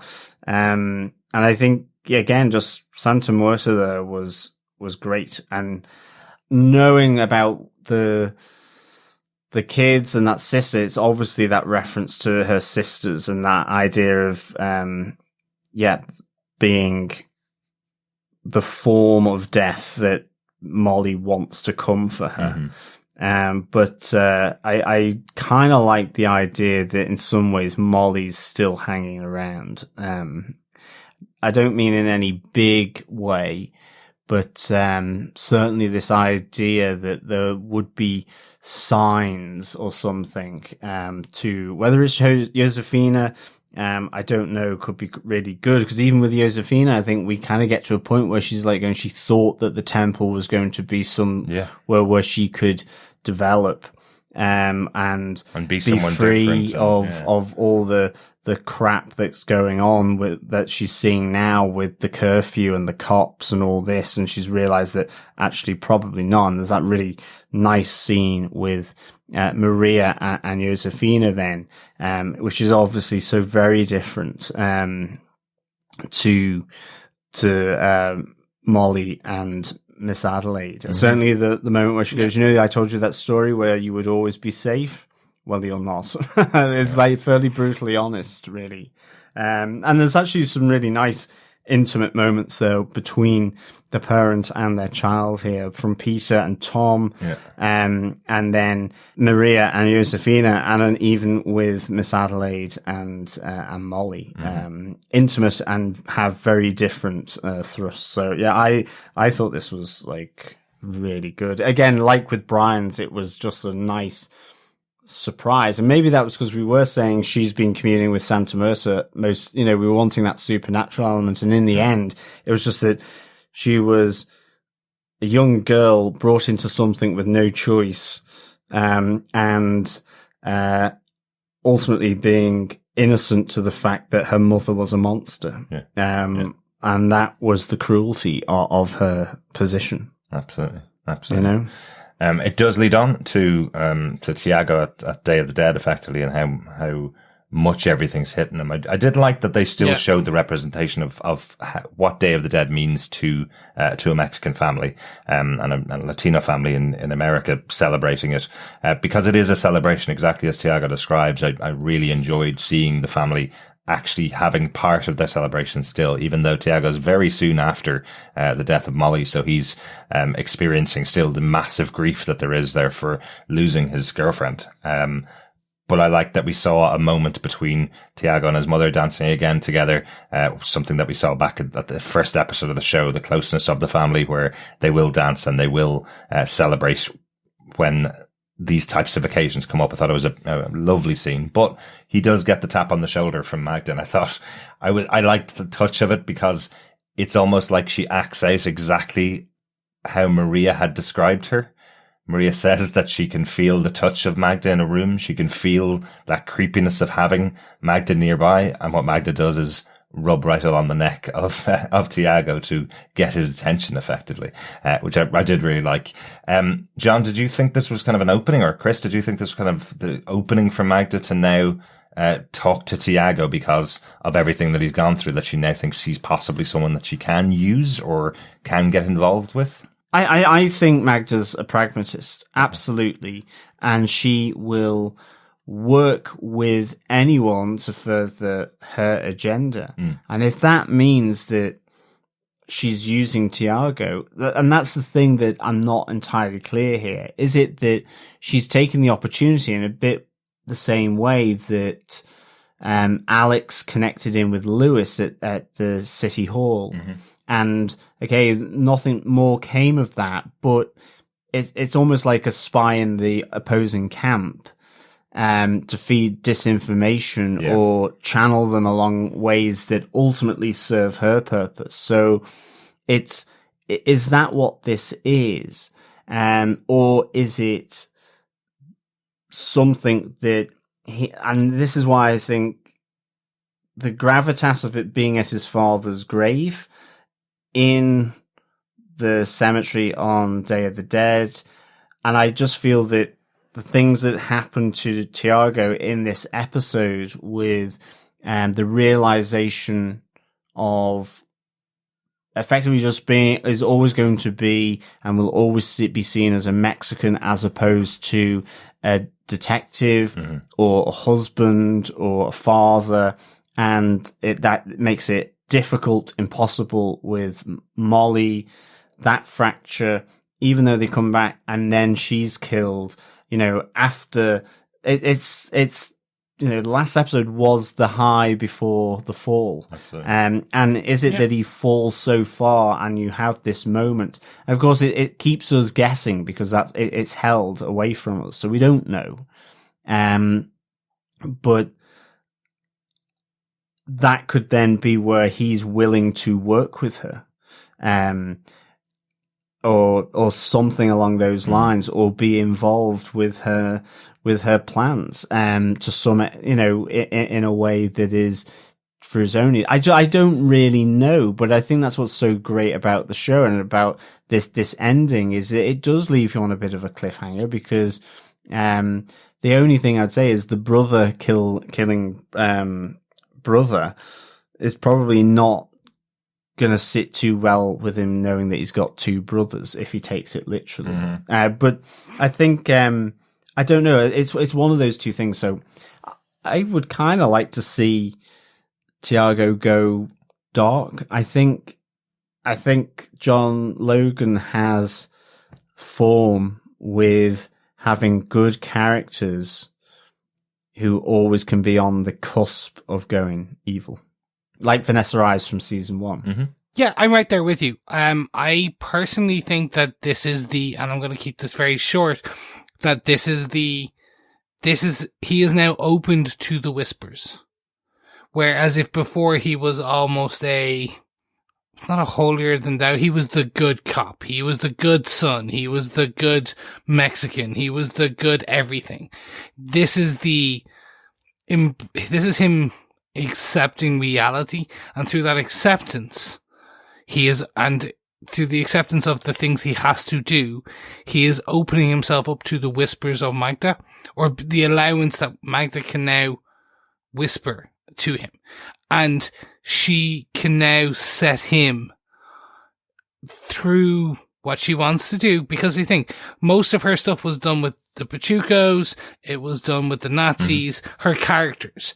So this allows her to open up, like potentially season 2 has another form of Magda where it is someone who Tiago falls in love with, and it's her job to push Tiago towards X. He's open, the gates are open, and it allows that to be, I don't want to say anti-hero, because it's not vigilanteism for good sake. It will be vigilanteism and anti-hero-ness, but actually better serving the actual bad person, the evil entity. Right. He'll think he's doing the right thing, but it's actually serving the prophecy of brother versus brother, nation versus nation, etc., etc. Does Tiago see Magda at all? He felt her. He shivers when she runs the finger down the spine. Yeah. I think he senses for sure, but he's not seen her. Yeah. He's not seen her because his back was to her. Exactly. So he doesn't answer the question because he doesn't hear the statement that she's saying to him. She's saying, effectively, it's going to come down to you, Tiago Vega. So that's the way I'm taking it, because at the beginning of the season, he's been touched by Santa Muerte. He's under the protection of Santa Muerte, and Magda's coming here at the end of the season. I liked how John Logan described this in his interview about this final episode. He said, these are your two main characters for the show. Magda and Tiago are character number 1 and character number 2 for this entire series, and they've never met. They haven't met since the beginning of the season. There's been no interactions between these two main characters. So at the end of the season here, she's now saying, I'm coming for you next, basically. I'm coming to either get you involved or you will be involved in the center of this maelstrom that's coming because of all the things that she's been doing. So yeah, I liked the idea, but I took it that she wasn't talking to him. She isn't whispering to him. She's whispering about him behind his back in his presence, basically. I like what you said about the touched. In the beginning, he was touched by Santa Muerte. In my opinion, at the end now, he is touched by Magda. If you want to call it, it's Magda versus Santa Muerte for the Battle of Tiago. Maybe. If you will. He is the linchpin, the crux, the fulcrum, whatever you want to call it. Will he lean doing bad machinations for Magda, or will he do the virtuous kind of Santa Muerte route or the Coyote route, and kind of like, will he be good or will he be bad? Well, like, he is the center point, and I like that, and it's perfect because it questions exactly what will happen in season 2. Yeah. Let's hope there is a season 2. We've talked a lot about the possibilities of what's going on and what could happen in a season 2. I was going to have a point in here where we talked about what our impressions were going to be in season 2. We're going to do a wrap-up episode about the full season of Penny Dreadful, as I mentioned earlier on. So let's save our thoughts about what might happen in season 2. Any notes of the dead for this episode? Anything that popped out from the episode that you thought might be interesting to bring in that we may not have talked about in the points for the episode? I'll go first because I just wanted to circle back to one of my notes that I mentioned really early on in the season about Sister Molly being based on Sister Amy Semple McPherson, who was pretty much exactly the same type of character in the 20s and 30s, right up until the 50s, actually, where she was a radio personality who was an evangelist, very much using all the entertainment industry standards to kind of get people as members of her church.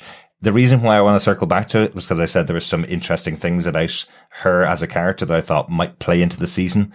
And you guys were really intrigued about what it could possibly be, because there was just some interesting, odd parts about her life, I suppose. One of the most interesting is probably that she disappeared for 5 days, from LA, appeared in Mexico, 5 days later, saying that she'd been kidnapped for those 5 days.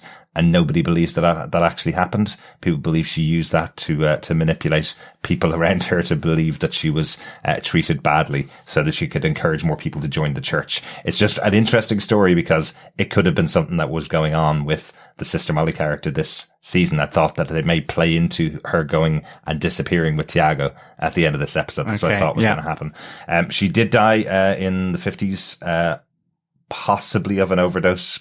Most likely it was ruled an accidental overdose of prescription drugs. But again, interesting that there's a connection there with suicide, possibly. There was some suspicions that it could have been suicide when she originally passed away. But then the other little touch that was taken for Molly's character is that when she died in reasonable poverty for what she was doing. She died with $10,000 to her name. Her mother, who was a member of the church but left after some major disagreements about how the church was being run, she had over $200,000 to her name, and the church itself was worth about $2.8 million. So certainly the church is very similar to the church we see involved with Sister Molly in this season. That's a very much run by the money and lots of money being involved in it. So I just thought it was quite interesting having those little touches, but I didn't want to break them really early on in the season because it may have ruined some of the storylines that were there for Sister Molly. Yeah, that's really interesting. And certainly that she was kidnapped and was found in Mexico. Mm-hmm. So that's pretty good. Yes. Or was she? Yeah, exactly. And some things around churches, I suppose, never change, do they? Exactly.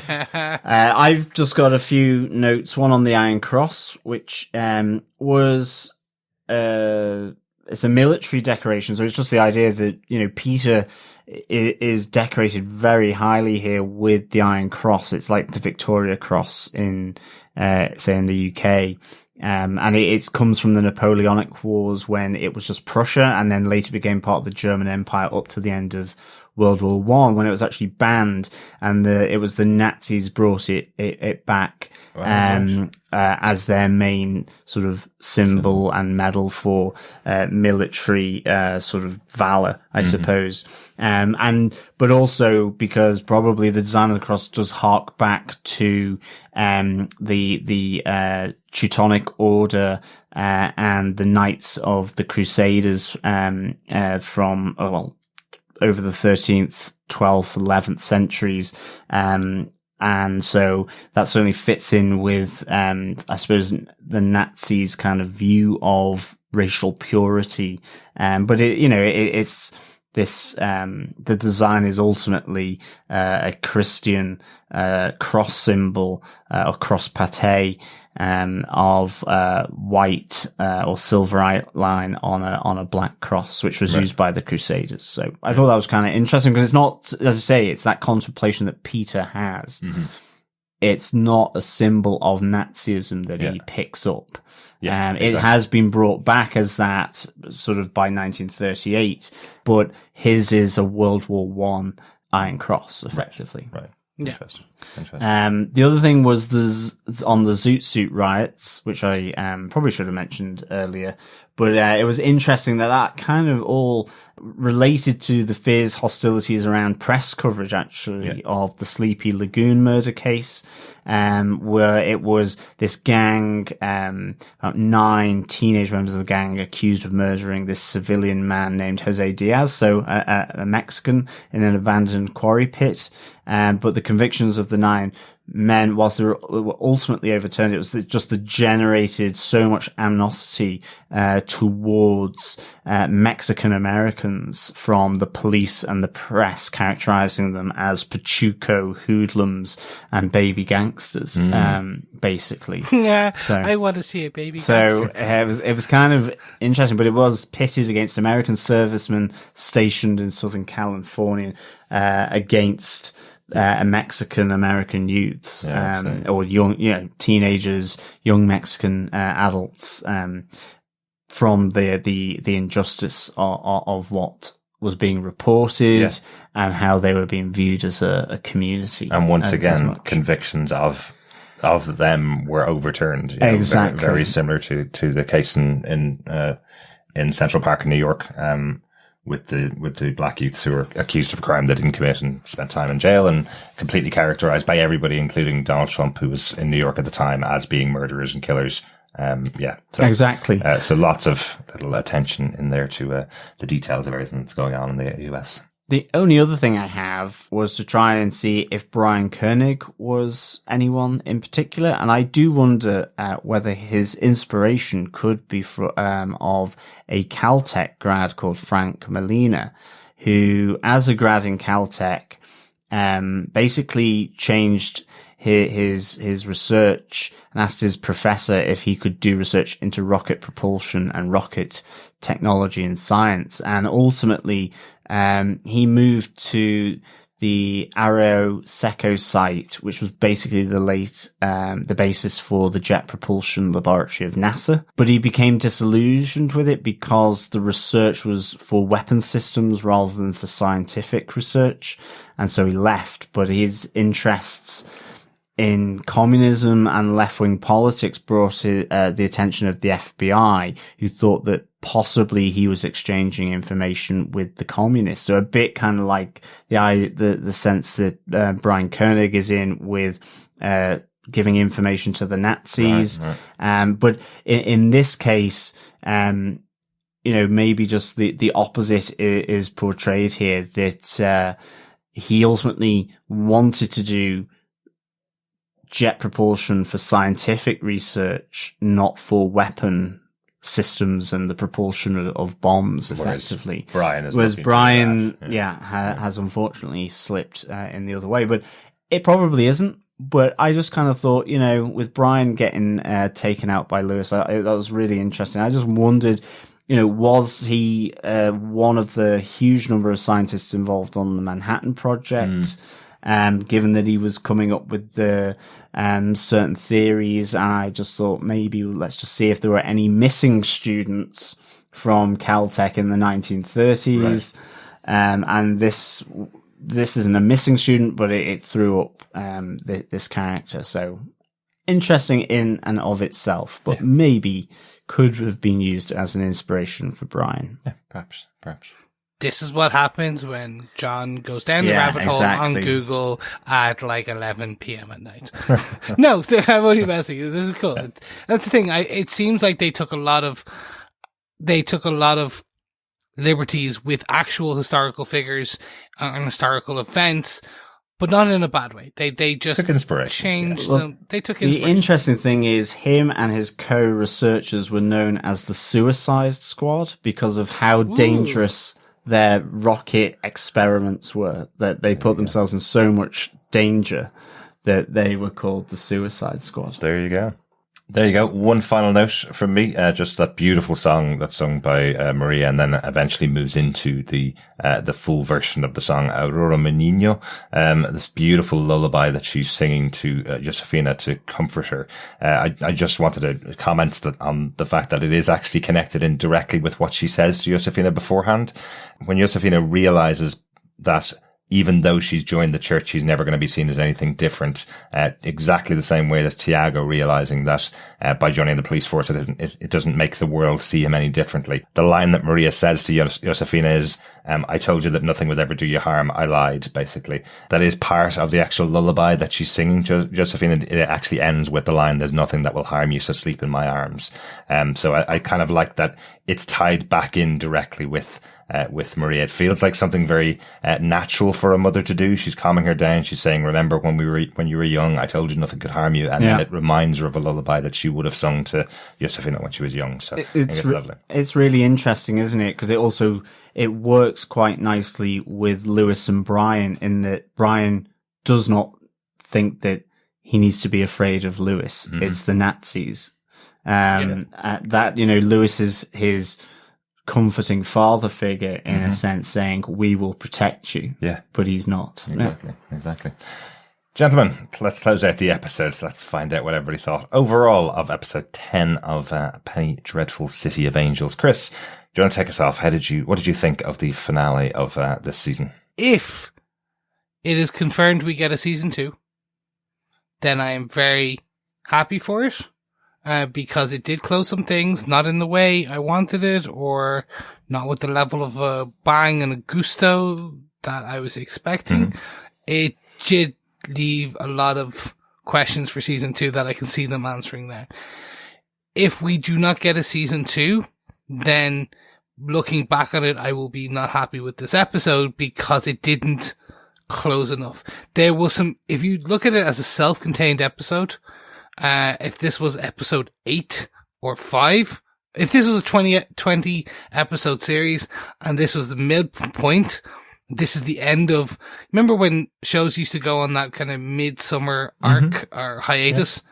So this is the end of part 1 and we'll move into part 2 of the season.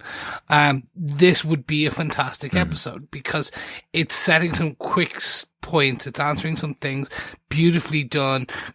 Characters doing crazy things, not what you expect, but it felt somewhat rushed. And the biggest point to that is what we just discussed about Sister Molly and the sisters. Mm-hmm. That point being thrown and then scars, and it was just like boom, boom, boom. But we need to get to this end point, so we only have an hour. Let's get to it quickly. So I was happy-ish, I think is probably the best way I can say. I'll form more cohesive thoughts as we kind of digest it and move into our kind of season wrap-up, and we discuss season 2. It all really, at the moment, this episode for me, and my like or dislike hinges on whether we get a season 2. Because if you look at this episode versus the finale of Watchmen, both trying to say potentially similar kind of overall topics, somewhat certain themes, they are two different beasts of how they handled the finale. Absolutely, yeah. And remember, Watchmen was intended to be one season, and there's never been a suggestion this is only supposed to be one season. There's just a suggestion that it may not get renewed. that's a big difference between the two. Yeah. Yeah, but I think it's always for a season one, you should always work under the assumption you won't get a season 2. Like, and so you can lay small threads, but you cannot lay as much railroad on the assumption that the bridge is going to be there and get you onto the other side of the chasm. Okay. So let's see. So very much I'm unfortunately 50-50. It was beautifully shot. Well written in certain parts, just felt quite rushed, and it left one too many threads open for me. So yeah, that's my thoughts. Interesting.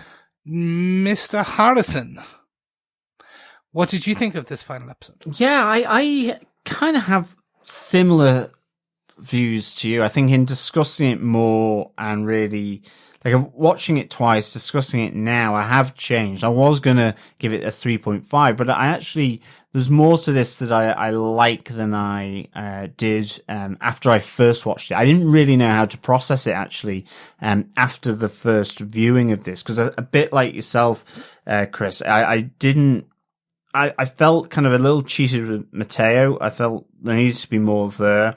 I kind of thought there was going to be, and this is more to do with maybe how I've just been interpreting the season in terms of the supernatural. I kind of did want a big shindig a bit of Santa Muerta and Magda, and I was kind of rubbing my hands seeing Santa Muerta right at the start. I was like thinking, oh, here she is. But despite that, I thought the riot was really good. I think Brian and Molly, to me, those two elements of this, I really enjoyed, and I thought were actually quite emotional. And after discussing it now, I would give this 4 sausage breakfasts, wink, wink, nudge, nudge, out of 5, rather than the 3.5 sausage breakfasts, wink, wink, nudge, nudge, out of 5 that I was gonna give it. Those 0.5 make all the difference. Yeah, definitely. So I think overall I really did like this. As a Mateo, I thought Townsend's idea about having 1,000-year Reich was a bit on the nose, but I liked as you say, the zag and zig of Lewis and what he did to Brian, and I thought that was genuinely shocking. And I think it tied in really nicely with Maria and Josefina, and a lot of parent-child relationships going on here, and the family, and just kind of the intrigue of, did he hear Magda? Did Tiago hear Magda, or didn't he? Or did he sense her? Has he finally awakened to being in touch like his mother?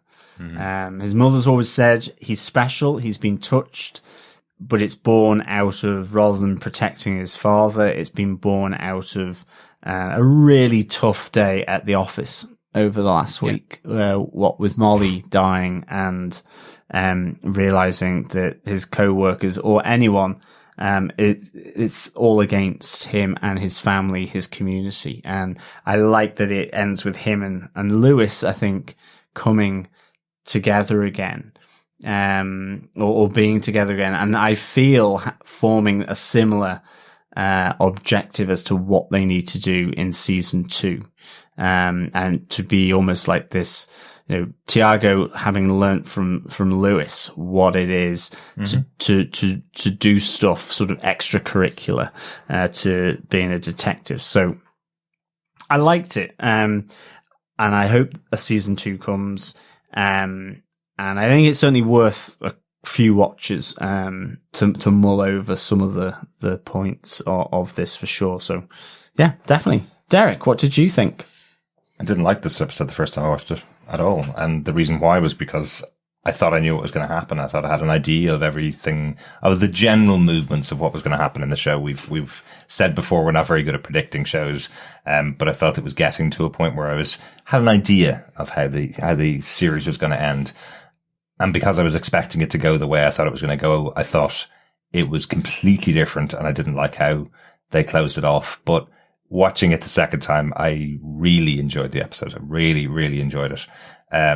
Which is completely different. It's not how I would have expected. I think the reason particularly that I didn't like it first time was because the riot happened at the start, and it's a massive thing that happens, and all of those characters that are involved, and then they all disappear. Yeah.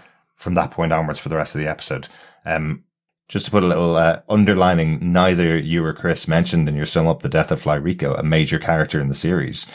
You both mentioned Brian and Molly's loss, but Fly Rico was massive in the series, and we saw no implications for his death at all. And I thought that was something that really needed to happen when I watched the episode the first time. But I do think this is 100% written on the understanding that this is going to get a second season. John Logan is really well respected at Showtime. He delivered the first 3 seasons of Penny Dreadful. From his discussions and his interviews, he says he's always been asked to come back from Showtime to deliver a show like that to them. I don't think he would have signed on for a 10 episode, one run season, in order to come back to television. He has a big movie career. He has a big stage. He writes lots of stage plays and does a lot of work on the stage. I don't think he would have come back to TV for anything less than a 2-season call. He's not allowed to announce it. I know that for definite. He's certainly been working on scripts to do a second season.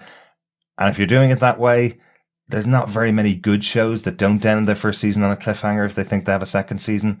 I can't even think of one off the top of my head. Watchmen is the only recent one I remember seeing that had a definitive end with a tiny little cliffhanger to make up your own mind about what happened at the end of it. But everything we've watched that was the first season has ended with a massive cliffhanger at the end. The Boys last year, The Witcher this year, where all the characters only met in the last episode, leading on for your second season. Yeah. Everything we've watched that's been the first season has ended with a lead into the next season. But it did answer all the questions that were set up from episode 1. Who were the Hazlitt murders? What was going on with the Nazis in LA? They are involved. The Araseko motorway being built at the end of the series. All of those were the 3 big things that were set up at the beginning of the series. And now they've also set up, we have lots more to look forward to if we get a second season, which is, I think the purpose of a first season is to go, hey, everybody, watch our show and come back next season, basically.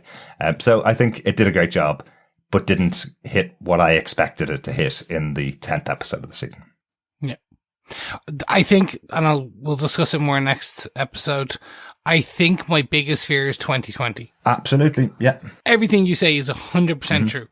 Everything you say makes complete sense. The way this year is going, I can honestly see them going, do you know what, we probably can't film it, so you know what, that's the end of it. And I just think then that's a horrible what if. Yeah, absolutely. But I don't think you can plan for 2020. I don't think anybody planned for 2020. So yeah. Well, the Illuminati did, and the reptile people, but let's move on from that. Thanks very much for that, guys. Let's move on to some feedback that we got. And our first piece of feedback came in by email from Jarrett Wilkins at feedback@tvpodcastindustries.com. He said, here's what I like about this final episode. We finally get to see 2 of Magda's incarnations in the same area as one another. Not only that, but they actually signal one another to cause the incident that leads to an all-out riot. I'm not certain if people don't recognize their similarities, or maybe they just don't wear Magda's face, but we as the viewer are at times aware of who she is and what her intentions are for the sake of dramatic irony. I wonder if next season we get to see how these personas of hers come into being. Maybe she studies the behavior and mannerisms of other people to sculpt the ideal persona, or maybe she just hunts for various women who look promising or have connections and abilities that she can work with, and then to take possession of their bodies. Also, how is Magda able to enter the cemetery? Like, how is she able to stand on hallowed ground? There are loads of interesting questions about Magda, actually, aren't they? Yeah, that is. I mean, we saw her in a cemetery previously from the bus that Maria Vega was on. Absolutely, yeah. For sure. Perhaps because both herself and Santa Marta deal with the dead, maybe hallowed ground isn't the same thing for them. You know, maybe there's no relation between them and a cemetery being hallowed ground, potentially. But really interesting points there, Jared. I'm really intrigued about what we're going to see from that character in season 2 and what more they can pull out and what more ideas they can deal with the idea of Magda and the idea of what Natalie Dormer can do next season as well. I think it's been really interesting this season. Yeah, definitely. I always thought that she hunted women. There's some kind of sort of empty corpse or something, you know, kind of like sort of a skin left as she's kind of consumed them. But certainly we know supernatural over the last it wasn't. Yeah, I know. Certainly, she is the biological T2 because she can separate and merge at will. So, exactly. Or whether she just forms that shape. But I had always thought that she would have a violent streak, so she hunts for the look. And that, we ultimately just see Natalie Dormer or Magda, as the audience, but then obviously other people aren't in the show. Absolutely, yeah. No, very, very interesting. Jared continues, I think it's very clever writing that Magda was, by the end of the last episode, losing ground with all three of her marks. Dr. Craft wouldn't take charge against all the non-Germans, non-whites, and join the Nazi party. Councilman Townsend failed to get his father to back the motorway, and Mateo is welcoming back into the arms of his loving family in one singular motion, which unfortunately was the lynching of Tiago, which seemed to be part of her plan, but also far outside of her scope of events. She murders Fly Rico and hands the mantle of Pachuca leader to Mateo. She starts a riot that causes the police to enforce martial law and causes the rest of the city to fear the Chicanos, allowing Townsend to go ahead and building his motorway through Belvedere Heights. And she causes Dr. Craft's family to be attacked by the Chicanos, setting him on a path to take up the Nazi party as a way of protecting his children from those he now fears. It is one very swift move from the alliance, but I think that's partially what it is. It is the kind of alliance of the Empire. Rio. Maybe the Empire too, but the alliance of Rio and Elsa and Frank all being in that one place at the one time almost made that sphere of influence even bigger than it had been when it's just her whispering in the ear of one person, basically. So it might be that, again, there's so many things about her powers that we just don't know, but I just think the idea that all of them being in one location at one time feels epic, really. Agreed. Finally, Jared says, regarding Brian Koenig's end, I had a feeling that he wasn't going to live past the end of the season. I didn't think that it would be Lewis that would kill him, though. But I understand how he felt the necessity and his sense of duty to prevent Brian from becoming an early Oppenheimer. I love how it seems the director alluded to George's end at Lenny's hands from the book of Mice and Men by John Steinbeck when Lewis tells him to look up at the star. That was very poetic. Hope you guys enjoyed the season as much as I did, and I'll be back to contribute more thoughts to your wrap-up episode. Take care and stay healthy. P.S. If you had to share a bunk bed with your sibling, which bed would you choose? Always choose the top. Absolutely. Because just remember, children are disgusting and pee falls down. Well, that's the other thing. That's the thing. Hot air rises, so farts mean, okay, that you're gonna, but yeah, any leakage and then you're top bunk. Wow. That's fascinating. Since neither of you did actually have bunk beds to share. I did have a bunk bed. No. With your family. I had a bunk bed. Did you? I did. But it didn't have a bottom bunk. It was one of those ones that had the wardrobe, so you climbed up. It was like having a bunk bed, all right? Kind of. It's sharing with Stop the sibling. ruining my childhood sleeping patterns. And the desk underneath and all that. But it had the cubby hole at the back that you go and hide. That's kind of cool. Yeah, that's kind of cool. That's not as cool as sharing a bunk bed like I did with two of my brothers at different times. I got the top bunk once and bottom bunk at another time. So I've done both. And which would you prefer? I was happy on both, actually, but when I was much younger, being on the upper bunk was better. I wouldn't really prefer either of them. I didn't mind either side. Just having a bed in a house of 7 people was good enough for me, to be honest. I eventually liked having my own bed, not the bunk bed. So absolutely. So as you grow up, still top bunk, because if you threw up off the side of it from a lot of alcohol, it's in your brother's face. There you go. Perfect. No, not my brothers. They would punch you quite heavily for that one. So would mine, but nonetheless, yeah. Thanks so much for that, Jared. That's really good of you to send in your feedback. Hopefully we'll hear from you on the next episode. Yeah, thanks so much, Jared. Really good to get your thoughts there. Hope we've answered the bunk beds for you as well. Yes. Cheers, Jared. And yeah, I'll share more of my bunk bed theories about liquid falling and hot air rising in our next episode of Bunk Beds. Oh yeah, we should do a podcast, the Bunk Bed podcast. Okay. Let's see if that one lasts. Let's see if that lasts. Exactly. Exactly. Yeah, we also have some feedback over on our Twitter handle at TVPod Industries. First one from Terence. He goes, I really needed a box of Kleenex for the finale. Yes, it was. There were some sad moments. I think the whole Brian and Lewis thing, absolutely. And I even with Molly as well. Absolutely. Yeah. And finally, Anna as well. Our good friend Anna says, these final episodes, but particularly the last one, oof, my knees are buckling. So it really had an emotional hit, it seems like, for this final episode. And it certainly pulls on some pretty sort of strong, themes of protection of parents or parent figure. You could argue with Lewis and Brian, and ultimately, you know, that trust inherent within that.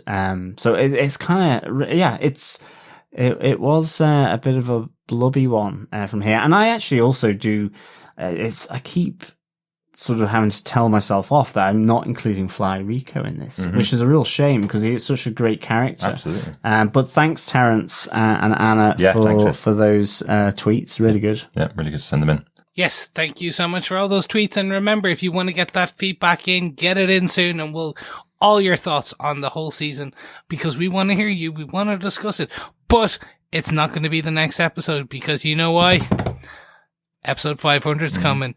And you know what that means? It's time for a drink, because we got to celebrate with pre-drink before we go into a 500th episode. So let's head over to the Penny Dreadful pub quiz. Yes, and a little aperitif, I feel, at the Penny Dreadful pub quiz. It has been a tragic week.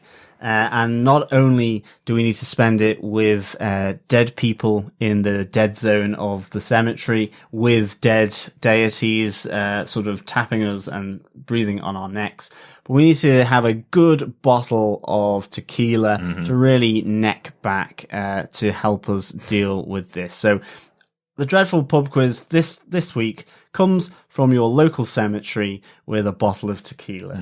How about that? Never thought I would say that now. The question for episode 10 is, what sauce is Benny Berman cooking up at the Vega family residence? And what recipe does he promise to give to Mama Maria Vega? So yes, 2 food-related answers here. Just to go say that again, what sauce is Benny Berman cooking up at the Vega family residence? And what recipe does he promise to Mama Maria Vega as he leaves to ultimately take Brian to his death? Yes, that changes that kind of scene very differently. So yeah, answers on a postcard or by email, preferably to feedback@tvpodcastindustries.com. And you can start sending, if you decided to wait for this final one and send in all 10 answers for each of the 10 episodes, then you can do that now. We've got an extra week and a bit before our 501st episode and podcast, where we'll do a recap, and we will also pull the winner from the hat for the Penny Dreadful pub quiz. Yes. Absolutely. And if you're missing any questions, pop over to the website, tvpodcastindustries.com. You'll see all the questions on there. You have a bit of time to get in all the answers. So pop them in when you're doing your rewatch, potentially. Yes. Thank you so much for joining us, ladies and gentlemen, boys and girls. We hope you stay subscribed to the podcast as we move into our next couple of shows and our thoughts for the wrap up of this season and everything we've covered to date. If you enjoy what you hear, why not share it with your friends? Because sharing the podcast is sharing the love. Not only just your friends, make sure you share it with your family, especially your granddads and your grandmas. if you've listened to more than just Penny Dreadful season City of Angels, you'll understand why I talk about grannies and granddads a lot. Yes. I don't know whether you will understand. You'll know that he does, but yes, exactly. If you want to hear more of my weird accents, you can go over and subscribe at tvpodcastindustries.com to all of our feeds. Make sure you do. Additionally, help us keep the lights on. Go to patreon.com/tvpodcastindustries and do anything you can and get exclusive access to podcasts like Captain America Civil War, our rewatch retrospective, which was an exclusive to patreon.com/tvpodcastindustry. So donate anything you can and help us keep these podcast servers going. Absolutely. And that's a really good opportunity to say thank you to all the people that have been supporting us over on Patreon, our wonderful Patreons. Claire, Stuart, Oren, John, Into the Night, a Moon Knight podcast, Amy, Steve, Robert, Jessica, Rich, Alice, Jenny V, and Cassandra for all of your support over the last few months since we started our Patreon. And we have 2 brand new Patreons. We have Cale Hensley and Franca Monteveco, who both joined supporting us during our Penny Dreadful City of Angels podcast. So thanks so much to all of you for your support. Yes, guys, thank you so much. It reminds us that you enjoy what we do because we love it. But remember, if you cannot support us financially, you can support us by just giving us a like, subscribing, or you know what, even just giving us an old review, because sharing the podcast and telling the world is also sharing the love. Yeah. Great to have you on board, Franca and Cale. So good of you.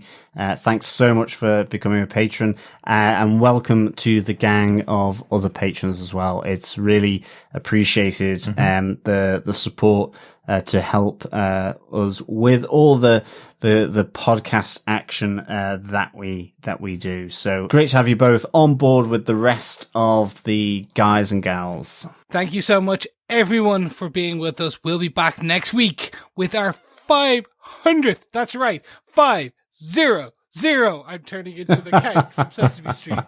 500th episode of TV Podcast Industries. Yeah, absolutely. After that, Ray from Into the Night, the only and the best Moon Knight podcast, will return to discuss the full season of Penny Dreadful City of Angels, plus all your thoughts, plus the pub quiz wrap-up. And even more importantly, we'll tell you what we're going to be covering next, because we had a bit of a shock this week when The Boys Season 2 was announced as much later as we thought it was going to be. It was supposed to originally be out on the 26th of July, 1 year from the date the first season was released. It's actually coming out on the 9th of September. So we have space for possibly another show in there. We're going to discuss that offline and work out what it's going to be by the time we come back for our 501st episode. But we're looking forward to our 500th episode. Thanks so much for joining us. We'll see you then. For our 501st episode, will we don Stormtrooper outfits? The 501st. And we could form the part of the Irish battalion. Yeah, the TVPI 501st. I like it. Yeah, big. I don't know if the 501st will allow me to do really, really, really bad German accents. It's a Stormtrooper outfit.